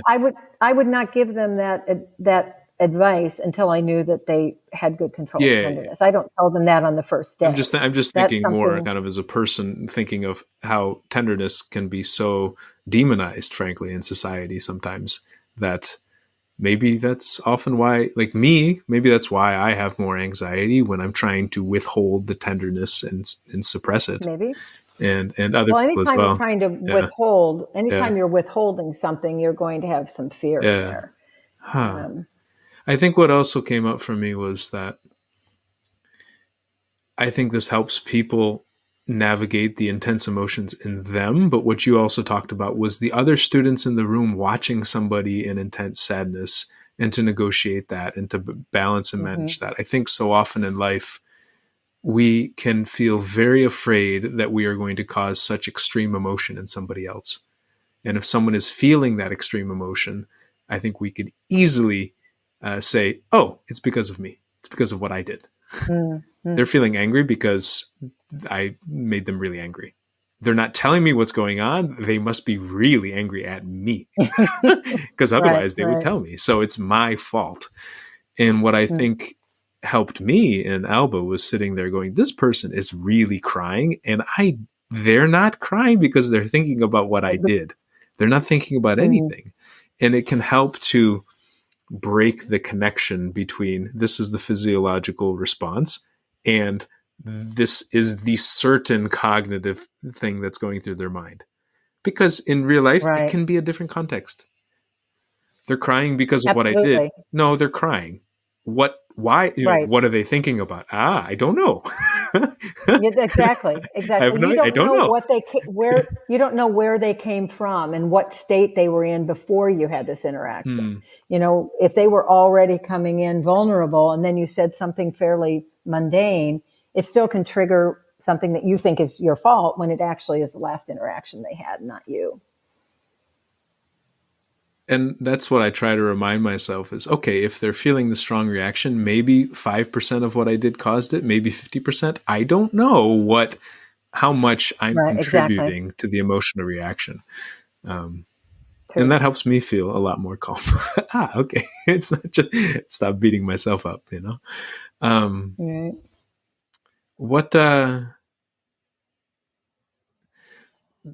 Okay, so I know that you want to expand your teaching in Alba. Are there particular areas that you'd like to get into or particular groups of people that you'd like to work with more than others? Or? Well, I would like to expand on what I've already tasted, but the problem is that that people are resistant. You're frozen on my end. Am I frozen on your end? You are slightly frozen. You're doing a little pixelated dance. A little dance. Okay. You're doing the same with me. So I'll just keep on talking and hopefully it's recording. It's recording. So what we're seeing is different than the recording. The recording is happening locally on your computer, I think, and is being uploaded. So afterwards, maybe if we need to fix it, we can. So keep going. Okay. Well, just so that sometimes you're breaking up, so I might not hear everything that you say. So, so in terms of areas that I want to expand, areas has two connotations here. I want to expand geographically, but I also want to expand in terms of the category of person that I want to reach beyond actors. So I have, in the last 20 years or so, worked with mostly actors, probably 90% actors, if not more. But I have also taught attorneys, a judge, a yoga teacher, a midwife, someone going through recovery from addiction and took it to support that journey, nurses, caretakers, and all of them have spoken to me about how much it's helped their work and helped their just existence. And that's where I feel the greatest benefit. And even the actors that I've worked with, many of them say, yes, it's been great for my acting, but it's what it's done for my personal life that really resonates. So even though they're actors, they're still gaining what I hope to give everyone in terms of that self-awareness and the ability to communicate differently with others because of the knowledge. So in areas, I want to go in that direction. But again, there's resistance in the United States to concepts of emotional training a bit. And then also I want to expand geographically because there are not very many of us internationally that are trained to teach this. And so I teach here in Illinois. I'm going next weekend to teach a weekend intensive in California. I teach at a school once a year in Fredonia, New York. But most of my students, the vast majority of my students right now are in the Netherlands, interestingly enough. So I have hundreds of people that I've taught in the Netherlands, and it's just fate that happened. And I'm trying to expand geographically just so that there's more availability for the work, because it's very hard to find an Alba course in the States. It's very hard because we are all spread out and there aren't very many of us. So that's my goal as I enter retirement is to expand geographically and in terms of who comes to take a course. In terms of teaching people, but also teaching people to teach, right? Yeah, and that's one reason. Yeah, exactly. And that's one reason I want to expand geographically is to get more teachers available. So in the Netherlands, for example, I have 2 people who I've trained to be teachers that I mentioned earlier. But they're still they're still under my mentorship because it takes a long time to get the skills. And I've got probably 3 or 4 more in the Netherlands who are on the teaching track. So I'm not worried about the Netherlands. They're going to be fine. It's become one of the biggest Alba hubs in the world. But here I finished Anne's training and studied with another very good teacher before she came to me. So she is there. I've got one that I trained who's in Chicago, but she is less interested in teaching it than just using it in her life. So that's not the person that I'm teaching for in California is very eager to become a teacher. So if I see that the potential for that in her, then hopefully I'll be returning to that area so that I can train her and get some more people going. Yeah, that's absolutely what I want to do. But you have to get to a place and you have to get a lot of classes and a lot of hours in that place in order for the person to become certified to teach. Because it's not you take a class and then you can go teach it. It takes longer than that. So, yeah, so that's the. I was just thinking about people or groups of people this may resonate more quickly with or more initially with. And I think, so from my conversation with Mary the other day, we talked about academia and how sometimes academia in some spaces can feel so much in the head, almost disembodied. And that I think if people are in spaces where they're often looking at life from a more cognitive perspective, looking with words or focusing on that side of things, they may be really uncomfortable being in their body. And Alba can be a very intense being in the body. I mean, it's in the body. Yes, absolutely. And so part of me wonders if people who are already in their body or focus much more on being in their body than being in their head, if we're going to make some distinction like that, would, what's the word? Not grasp on, come into it more. Be more receptive. Yeah, be more receptive to it. So I'm thinking of dancers, martial artists, physical therapists, or chiropractors, or something. More on the physical expression rather than the. Well, one would think, one would think, and you could I think once they get into the class, maybe. But getting them into the class is a challenge because a physical therapist says, what do I need to know about emotion? I'm working with shoulders, or what does, to me, it makes complete sense. And, I've had a couple of students one who became a speech pathologist and, one, I can't remember what that person's field is, but also something that you wouldn't think is going to be directly related. And she's come back to me and said, I use it every day. I never thought I would, but I use it every day. But going into it, a physical therapist says, how's that going to help me work on this person's knee? It makes sense to you and I because we've been through the course and we see how it's impacted our work. But getting them to take a course is a whole other thing, particularly since people think until they get into it that this is going to be this big emotional thing, and I'm going to be so vulnerable, and I'm going to be sharing all this stuff, those Cognitively misconceptions about upper vulnerable, class like hits. my contexts, my stories, my experience. But that idea, Or emotionally yeah. vulnerable. They want to work in their field. They don't want to, they're afraid of the class the same as actors are afraid of the class, because they think it's going to be dumping my emotional baggage, and they think, how's that going to help my practice? Aha.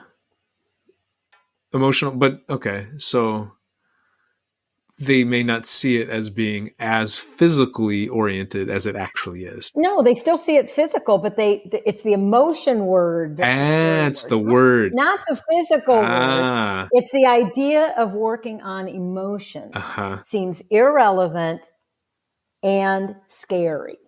So those two things, they'll use irrelevant as their reason for not doing it often, Uh-huh. when it's really that they're scared of it.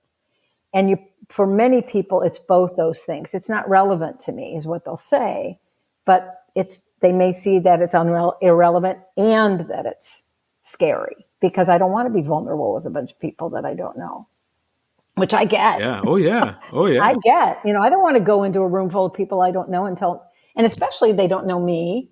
They don't know the technique. If emotions are not handled in a classroom well, it can be awful. And it can be traumatic. And to just hand over, my body to somebody who says, I'm going to teach your emotional availability, and they don't know what I'm going to do, I wouldn't take that class either. So it's building, so much of this work is word of mouth, is that, and that's why it's gone the way it has in the Netherlands is, the way that happened is because people might say, well, why don't you just do what you did in the Netherlands in LA? I mean, why can't you follow the same model? And this is why you can't follow the same model. The way I ended up in the Netherlands, it was probably 6 years ago. No, more like 8 years ago. God, I can't believe it's been that long, but COVID kind of interrupted the journey. So I got an email from an actress, Jacqueline. I don't want to mention her name without her permission, but her full name. But she reached out to me on email that she was an experienced actor and had run into a place in her career where she was coming up against her own resistance to letting emotions come out. She needed a new way to access them consistently. And she'd been doing a lot of reading to figure out if there was something she could work with. And she had found a chapter in a book, I think it was, or a book on voice for the actor.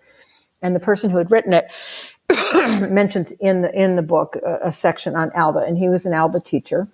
He was the first one that Anne studied from. And she reached out to him to see if he was offering any courses. And he said, no, I've got nothing going on right now. I don't think our schedules are going to match, but I suggest you reach out to Nancy Loitz. She's a really good teacher. I think that might be a good fit. See if she's available. So she reached out to me. We did a Skype call. That was pre-Zoom, right? Pre-COVID. And we met on Skype. I still remember that conversation. And by the end of that conversation, we knew that we clicked and she was interested in the work. So she said, well, why don't I just come over and work with you? And I said, that'd be great. So she came over and she stayed for about 10 days and we did some individual work. I brought in students that I had here that I'd already taught Alba to, and they got some kind of free sessions because they'd come in and join her. My colleague Tom, joined, and she just loved it. Just it resonated with her the way it did with me when I first learned it. And so 2 days after she flew back, I get a call from Amsterdam. She's talked to her friend of hers that runs the acting school at the academy in Amsterdam, and we need to get you over here. So I went over the next summer and taught in the academy and taught a professional class. And then each year I've gone back, it's just growing and growing and growing and growing. And the reason it's growing is because of Jacqueline. Jacqueline is a very well-known actress in Amsterdam. She is, or in all of the Netherlands. She is highly respected. She works with a lot of people. And if Jacqueline says this is something you should do, you do it.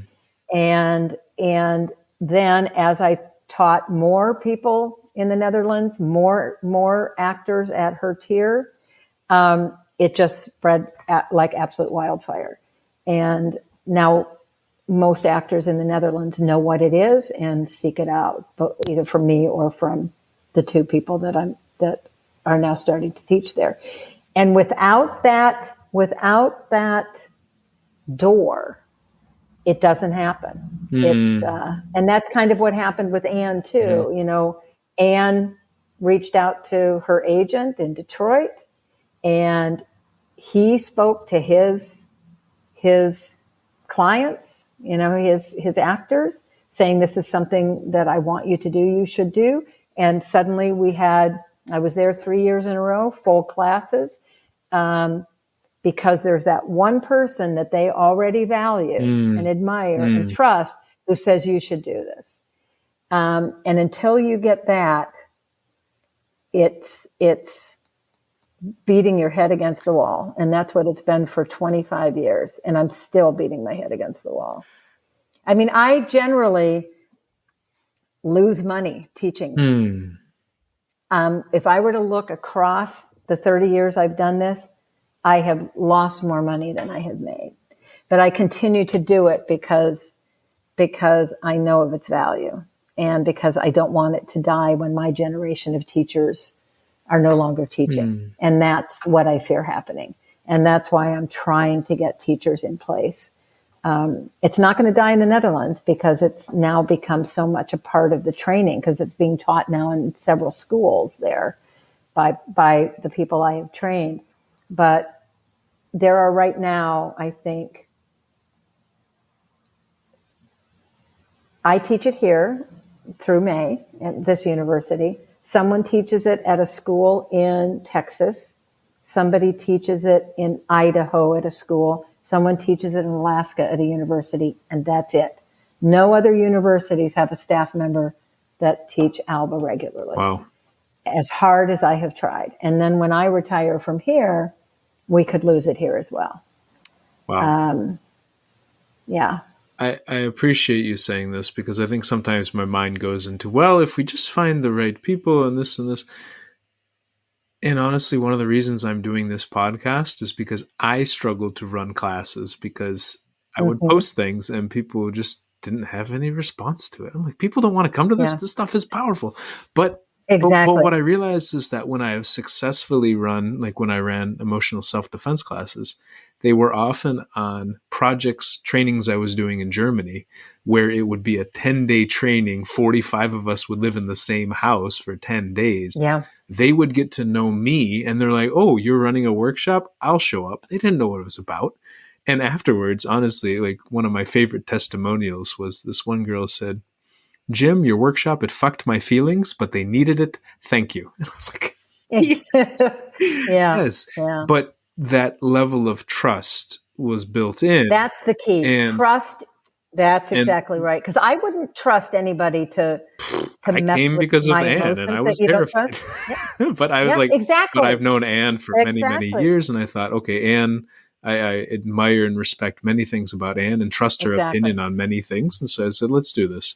So remember that terror you felt? That's what I'm talking about, that physical therapist, right? Mm-hmm. That physical therapist feels that terror, and he's not hearing it from a friend, physical therapist, who said it was mind-changing. He's hearing from Nancy Loitz, this retired acting teacher from Bloomington, Illinois. He's going to say, what?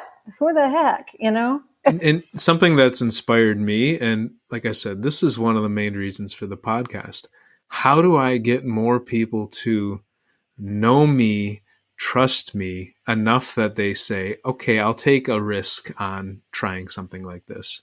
because I haven't been broadcasting before. I haven't been posting a lot on the internet. So a lot of public people don't know who I am. Public people, a lot of people outside of, one-on-one relationships don't really know who I am. And so how can I'd say build a relationship, but more than anything, let people know me on a deeper level, see me on a deeper level so that they could build some trust in that. But also let people see someone like you on an episode like this so that they can Yeah, understand exactly. Nancy is not this this person that's going to destroy me in class. This is someone who is very careful about how she does things, but also very expressive. So it's that balance of being very aware and expressive, and maybe that can help people feel more comfortable going into a class. I think of, the inspiration was Bruce Lee. I believe his model was, hey, I want to be a really famous martial artist actor. I want to be a huge Hollywood star. And then he also taught one-on-one classes to people, to Kareem Mm-hmm. Abdul-Jabbar and a couple other famous people in LA. But if he weren't a famous actor, who would necessarily trust him to lead them through that process? Exactly. And Exactly. so, So that's the dilemma. That's the dilemma. I mean, the judge that I taught, when I taught him, actually, he wasn't a judge. He was a prosecutor. He's the lead prosecutor. And he took the class and loved it. And he was planning to require his entire prosecutorial team to take a course. I thought, great, I've opened up into a whole new thing. Well, 2 weeks after class concluded, he calls me and he says, I've got another interview to be a judge. And he had been declined, and he'd gotten to that place 6 times before, I think, or 5 times before. And he was being invited again. He'd made that again to interview to be a judge. And he said, can we get together? Can we review my patterns? Can we do a step out to help with my nerves and things like that? And so then he interviewed and he got it. And he believes that part of it had to do with that emotional availability, because, I could tell you that story another day. But because he was then a judge, he could no longer promote the course because they have to be unbiased. yeah. So he wasn't allowed to talk about it at all anymore. So that cut off that whole potential on that venue. I mean, there's so many populations. I would love to get into. We brainstormed a lot as Alba people about getting into law enforcement and working on de-escalation and working on how to communicate, with people in stressful circumstances. And, it was during the beginning of the Black Lives Matter movement, we thought how important this would be to try and get it into groups and into authority figures in terms of how can I use tenderness to de-escalate. Great idea. How do you talk, a police force into a workshop on your emotions? I mean, it makes sense to you and me because we understand its value, but to somebody else, it's not so cut and dry. I was thinking maybe you need to start your own podcast, Nancy. But then I think one of the things that's hard with Alba and some of the emotional self-defense, or what I've taught, is that it's hard to teach it online. It's because it's so physical that we want to teach. There's huge risks to try to teach it online. So it's much safer to teach it in person. Well, there are some people who do teach Alba online. I refuse to. Yeah. I will not. There's so much with the physical communication. We're using video here, but there's not, there's so much. There's so much. There's so much in terms of safety. I need to see the whole body. I need to be able to hear the breath. What happens if I get somebody into a deep induction and our internet goes out? And I'm not there to walk them back through. How do I know that you're in a safe environment? How do I not know that you have a partner in the other room who is not a safe person? It's just, there are too many reasons. I absolutely will not teach beginners online. I'll do a refresher with somebody who's an advanced student, but I am adamantly opposed to it, despite the fact that some of my colleagues do it. And so then how are ways for for people to trust you enough that you could lead that, or anyone else who is teaching Alba can lead that in a private context without them Yeah. seeing it before? It's like, how do I trust that the food is good before I have tasted it? Well, because you know the person, you've heard them talk about food, and you're like, wow, this person really knows their food. Like, Right. Right. they know a lot about food, and other people say that the food was really good, so let me try it. Mm-hmm. Mm-hmm. Yeah, so I'm really grateful that you would come on and talk about it more, just because I believe so much, not only in the work that Alba is, but in you teaching it. I have taken Appreciate that. many, many workshops and been a trainer on many different projects. And Nancy, I believe, does this very well. I think your ability to structure a class, but also be free flowing, and also go where it's leading. Yeah, like go where it's leading, but hit the points that you want to hit. I think it shows to me that you have an expertise of the material. And expertise is you're always learning. You're curious to learn. You're not stuck in this is what I'm teaching and this is how it is. It's, ooh, what did I learn today? Let's try this. There's a playfulness and a curiosity to it. But also that, again, that caution, that protectiveness in a way. You're not trying to hurt people, but you're also trying to play. It's that balance that I find hard to find in classes.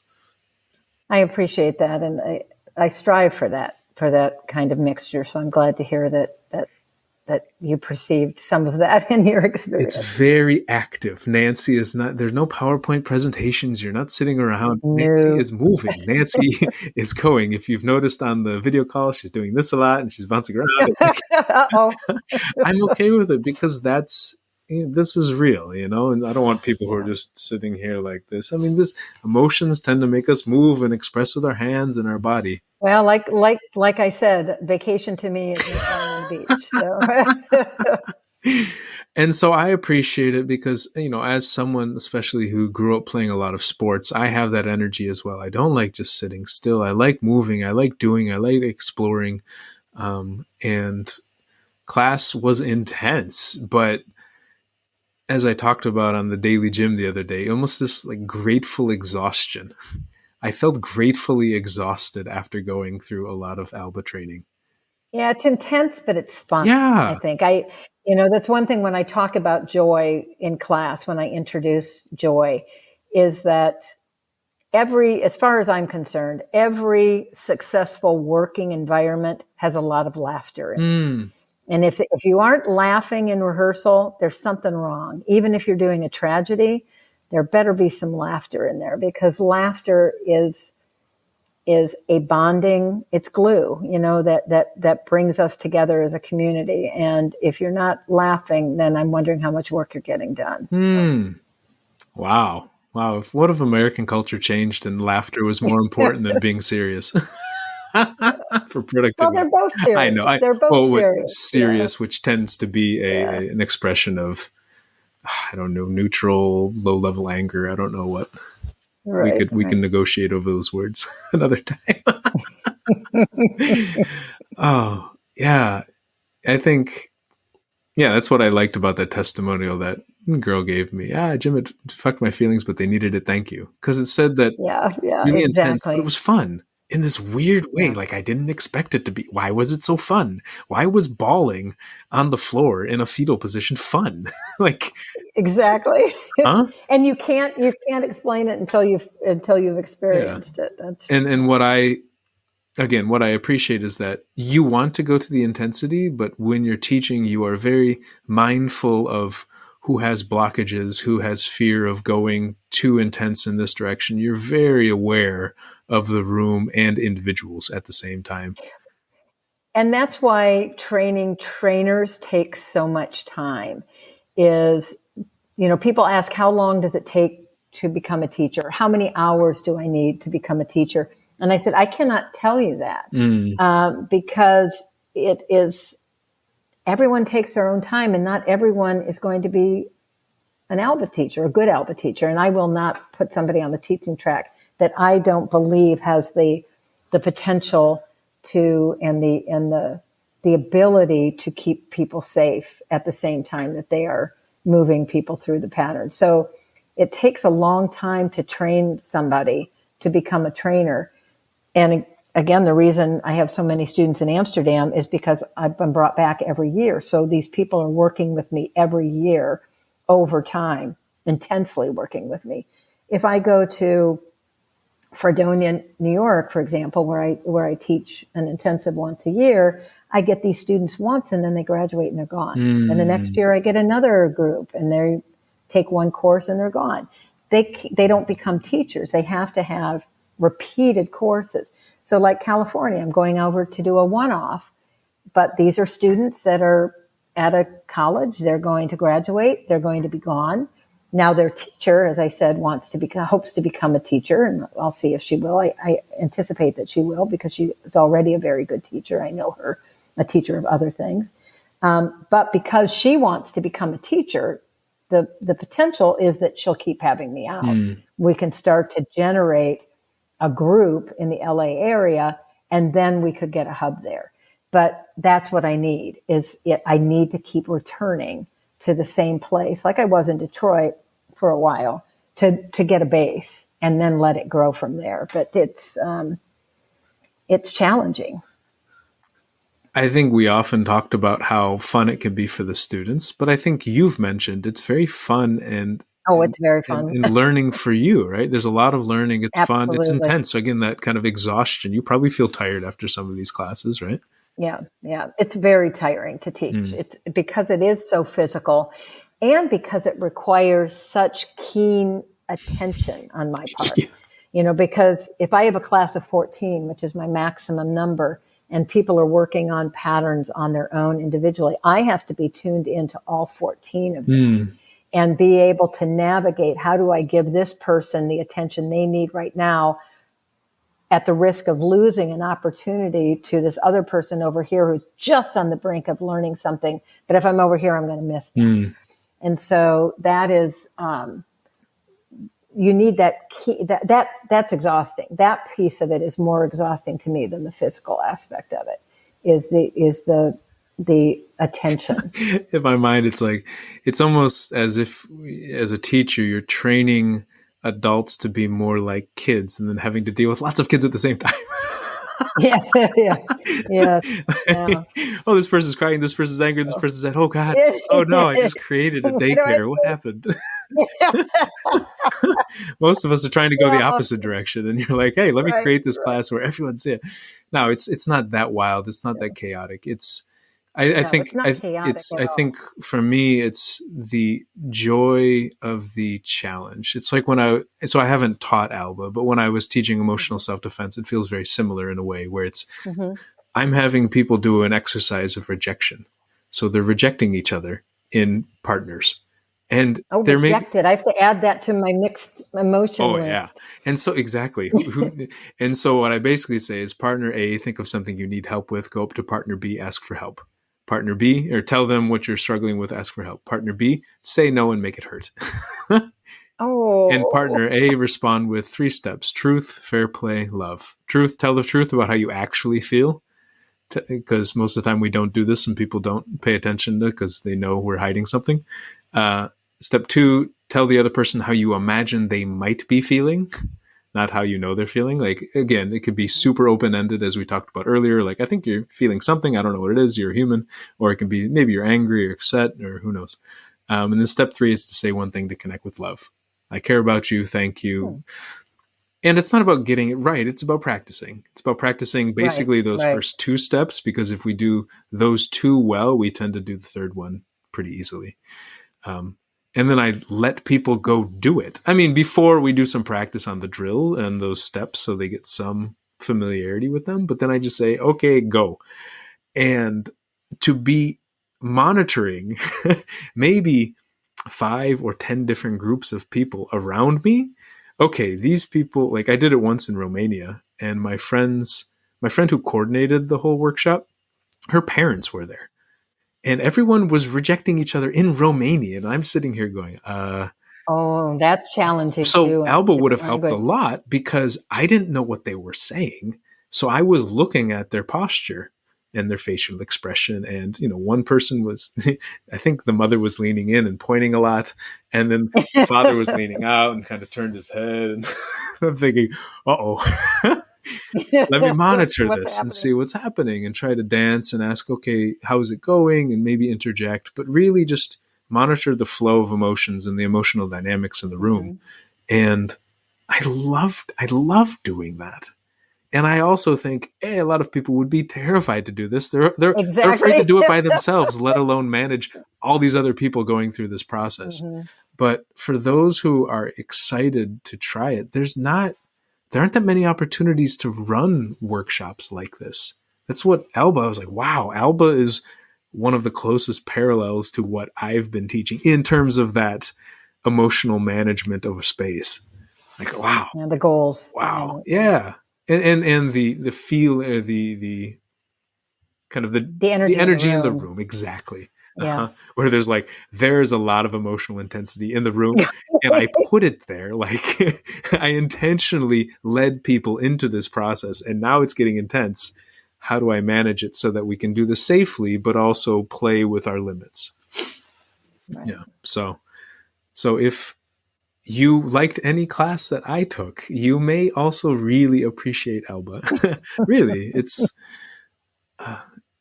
and I'm grateful that you're out there helping people explore emotional limits on the extreme end, like on the high intensity, but also low Right. intensity, and really dancing between that, because we explore those limits unintentionally in life all the time.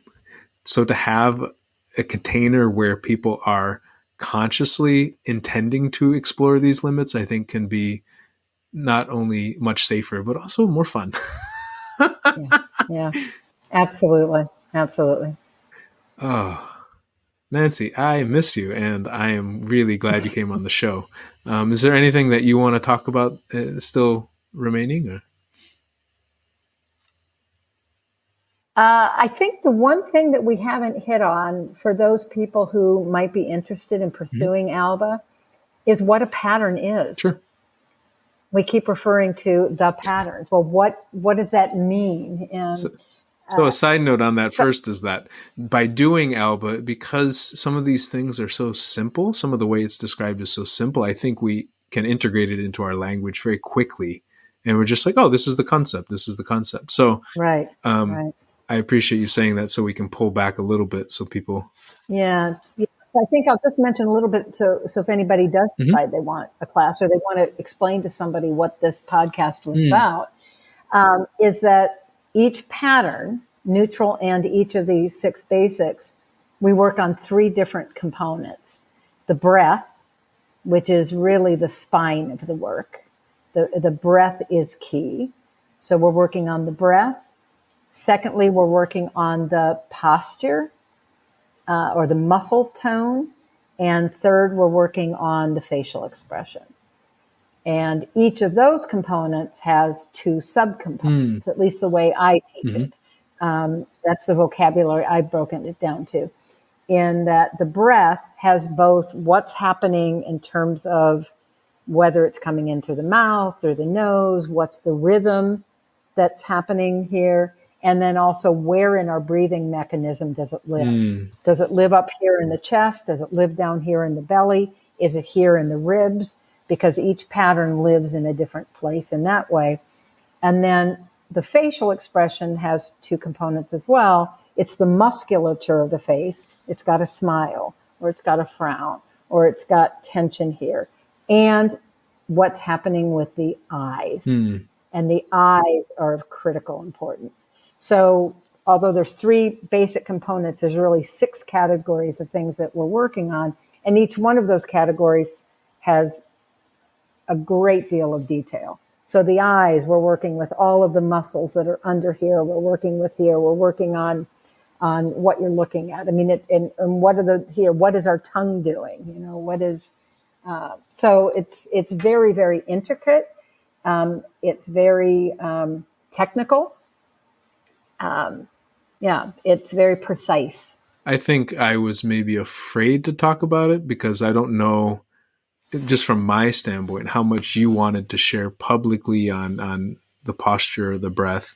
I And this personally just, love to learn more. I mean, I would want you to share more, but I also want to well, be, I'm not going to, well, I'm not going to demonstrate. okay. I'm just saying these are the things that we will work Mm-hmm. on, but I would never demonstrate a pattern online. But I can tell you it involves the breath, it involves what the body, and it involves the face. But beyond that, I do not demonstrate because, as you indicated earlier, we have empathetic responses to what people are doing. And as soon as I start doing a pattern, those who are watching this are going to intuitively, instinctively respond to that. And I'm not there to monitor their reaction to it or to give feedback on it. So I would never do a demonstration out of context of a larger conversation. I appreciate that. I think for me, you saying those three components, and what it reminds me is that we are paying attention to different parts of our body, and different parts of our body are contributing to this in a precise way. You know, whether it's paying attention to our tongue or where our eyes are looking, or where our breathing patterns, or our hands. What are our hands doing? What is my overall posture doing? Am I leaning in, leaning What are my out? feet What are doing? my What feet are my doing? feet? I've just been starting working on the feet much more. In the last 2 years, I have integrated the feet in a new way. How does that impact? The thing that came to me was this idea that Alba is about induction through the physical route. But when you talk about context, it's almost like an induction from the cognitive route, the mental route. So like sometimes the cognitive in life, sorry, yes, to be clear, yes. in life, In life, it's not in Alba. cognitive, Yeah. yes. So Yes. in life, we have induction from both routes. We have an induction from the physical, because maybe I'm doing something with my feet and that's causing my body to feel a certain way. But then maybe there's also thoughts or stories that are coming into my mind that are also, and then also the environment around me and many things. Exactly. A music that you might hear, that brings back the warm lighting, the smells. the smells, exactly. All of so there's so inputs, much that is inducing our emotional state. And when you talked earlier about being able to step out in life, sometimes that can help reduce the physical induction of that emotion. So it's not physical and thought and smell and everything like hitting us at the same time. At the same time, it can calm it. It can calm. And so I really,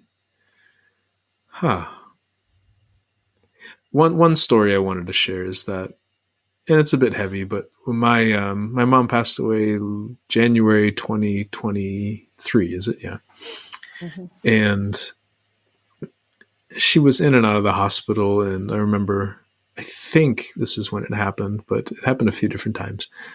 She was in the hospital, and it was during COVID. I couldn't go in, so I was sitting in the car outside, and I felt myself just sobbing. I was just sobbing, and a part of me went, maybe my chest is too tight, or my belly, like what's going on with my belly? Oh, this looks like a pattern. I was like, no, but I don't want to be feeling a pattern right now. I just want to be right. I just want to cry. Yeah, but as you said earlier, it's almost this conversation. Do I modulate it? Do I not modulate it? Do I tone it down? No, I don't want to. I want to feel this. But to even be aware that I was going in that direction, or that maybe somebody in my family was or wasn't going in certain directions. Wow. Just to be able to have the conversation. Doesn't mean we always have to agree with what the body is saying, or doesn't mean we always have to or fight it, but to at least stay in the conversation with it. So, that self-knowledge, I think, is key. Yeah. And what I've seen is that, as I think I like people doing a lot of this work, because how can I have the conversation with them if they're not having the conversation with themselves?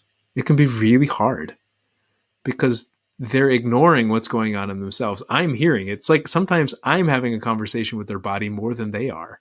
It's like, could you please just listen to your body? Look what your body's doing. It's doing this. Do you not realize your body's doing that? And often we don't. And how to navigate and negotiate all that stuff. I just appreciate you staying this long in this conversation with me while also negotiating those things with It's been a yourself. pleasure. Yeah. So I say maybe we end the conversation there, do a quick reflection, and then say goodbye. Sound good? Sounds great. Okay. And what do you actually do end scene in acting, or is that just something that us non-actors think that actors do? That's something you non-actors do. Think, yeah. No, we don't do that. Now in high school or junior high, they'll sometimes after a scene go, scene. But you don't do that once you're in college. Is there any type No. of threshold that crosses over? No. No. So You're just done. so what is so how was that call for you? What? It was great. As I probably told you before, I will talk about Alba anytime I'm asked. I'm so passionate about it, and I think it has such value that I can talk about it anytime. So for those who are listening, Nancy sounds like she wants to be asked to talk about Alba. So if anyone wants to ask, she will gladly talk. I will gladly talk. Yeah, I think that's what I appreciate about this, because I will gladly talk about Alba too. And I'm so excited to see you when I see you in person, and that we were able to have a conversation like this, to learn more from you, to share more with you, and to explore it together, because I appreciate so much of the background that you have when it comes to Alba, but acting and teaching and so many other things too. So, well, it's nice to have an opportunity and a venue to share it. And I hope this sparks some questions and some conversation among people who watch it, listen to it, and maybe reach out and ask both of us some questions. And I appreciate that, because I think sometimes we can see these as, oh, this is the end of the conversation. No, this is the start of the conversation. Please. I'm sure Nancy wants to talk about this. I want to talk about this stuff. Absolutely. Please, can we talk more about this stuff with each other and with other people, and even with other people in our lives? Just to say, oh, I listened to this podcast and it talked about how, where my tongue is placed may impact my emotional state. So certain things. Who would have thought that? Yeah. We don't think about it much. Go ahead. Yeah. No, I was going to ask, when you post this, wherever you post it, do you include information about how they can get a hold of both of us? Yes, that is one that I love to ask at the end is, what is a good way for people to get a hold of you? There are two ways. One is through my website, which is strictly about Alba, and that is just my full name, NANCYLOITZ.com. So that's easy. Or by email, you can also use that same NANCYLOITZ@yahoo.com. So it's easy. Okay, great. So either of those would be fine. Great. Yeah. I highly suggest you do, just because, again, even if you don't take an Alba class with Nancy, I think you may enjoy asking her questions about Alba and how it may relate to your life or to acting or towards anything that you're really struggling with. Or if you're interested in taking a class, what I get a lot of just kind of one-offs. Like I'll get somebody from Denmark who says, "Are you ever going to be in Denmark?" Or I'll get one from, North Dakota. "Are you ever going to be in North Dakota?" And no, I'm not. But, if you ever want to try and organize a class. But what has started to happen is I'll get a cluster of one-offs in a certain location. So like right now, I have about 6 or 7 people from LA who have over time reached out as an individual. And so now what I'm going to do is reach out to all of them and said, hey, let's have a conversation as a group and see if we can't strategize how to get an Alba class in LA. And so I'll do the same. I've got a few people in Minneapolis, but not enough to make a course happen when I proposed one. But maybe if those of us who are interested in doing it put our heads together, maybe we can organize a class. So if somebody out there from North Dakota or wherever would like to do a class, they look at my page and they don't see any courses, reach out to me and maybe we can put our heads together and figure out how to organize one. So this is where I feel that fear, like running one of these classes of, oh my gosh, this might get emotionally intense and all the dynamics, because what's coming through my mind is that I have for a long time wanted to build an online forum. I have built an online forum called, I call it Jim and Friends right now.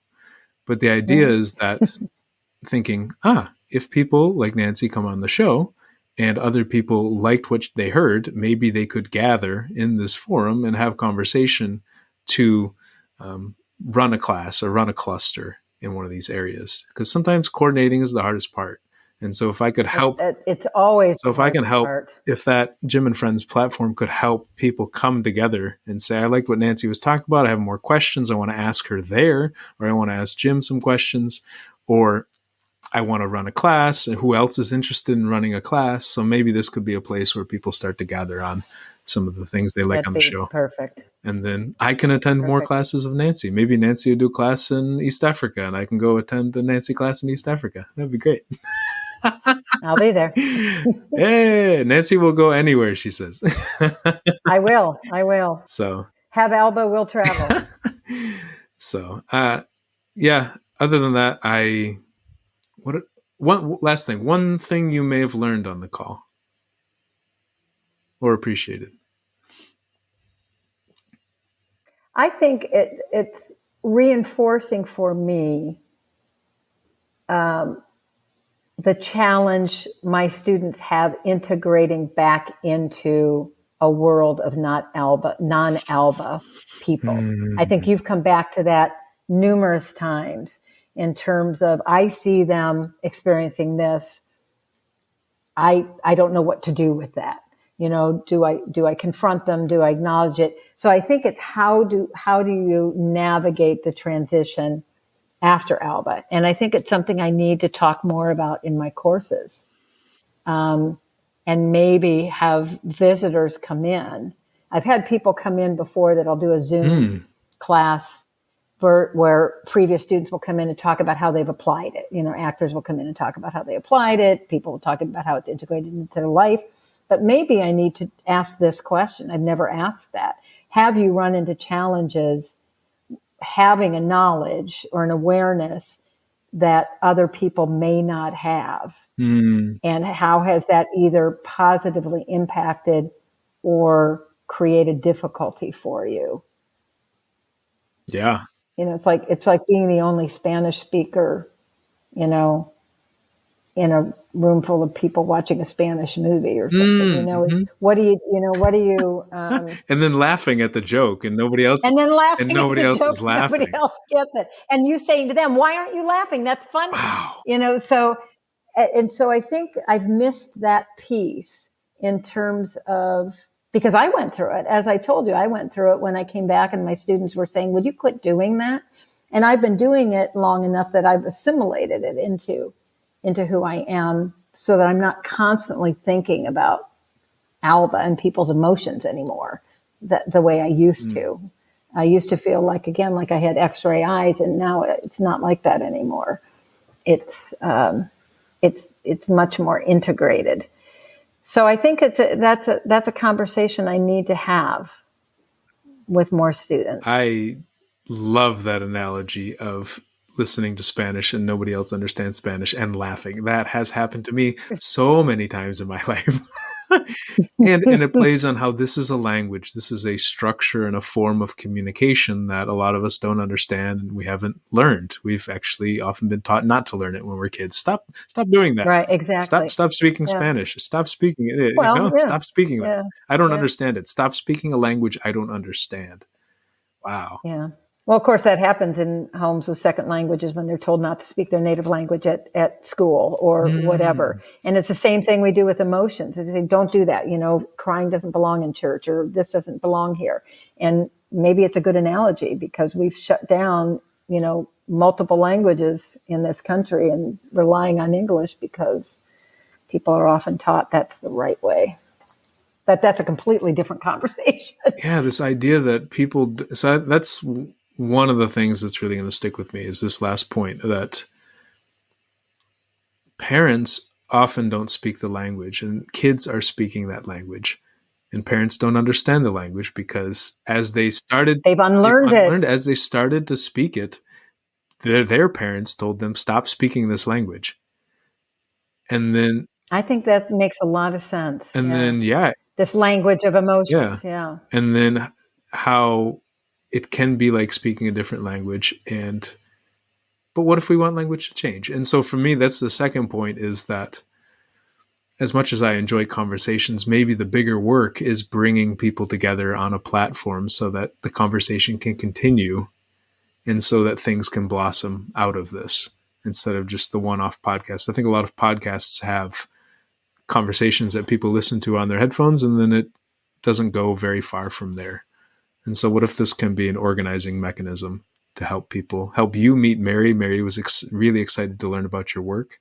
And maybe that means you go out to DC and run a class with Mary out there. Absolutely. Or you come out to Uganda when we go to Uganda, because Mary went with us to northern Uganda to help my friend Pavel's organization that does peer counseling in the villages. Wow. So maybe you go and run it out in the village, like, so maybe really taking you into the bush, Sounds good to me. So, yeah. So thank you for being open to the conversation and also bringing your energy, because for me, I like expression. So I'm glad most of the time. So I'm really grateful that you are available for that. Well, thank you so much, Jim. It was good to see you again. Too. Hope to see you in person soon. And everyone who listened, thank you for for listening to all this, and hope to catch you soon. Take care, everyone. Bye. Bye-bye.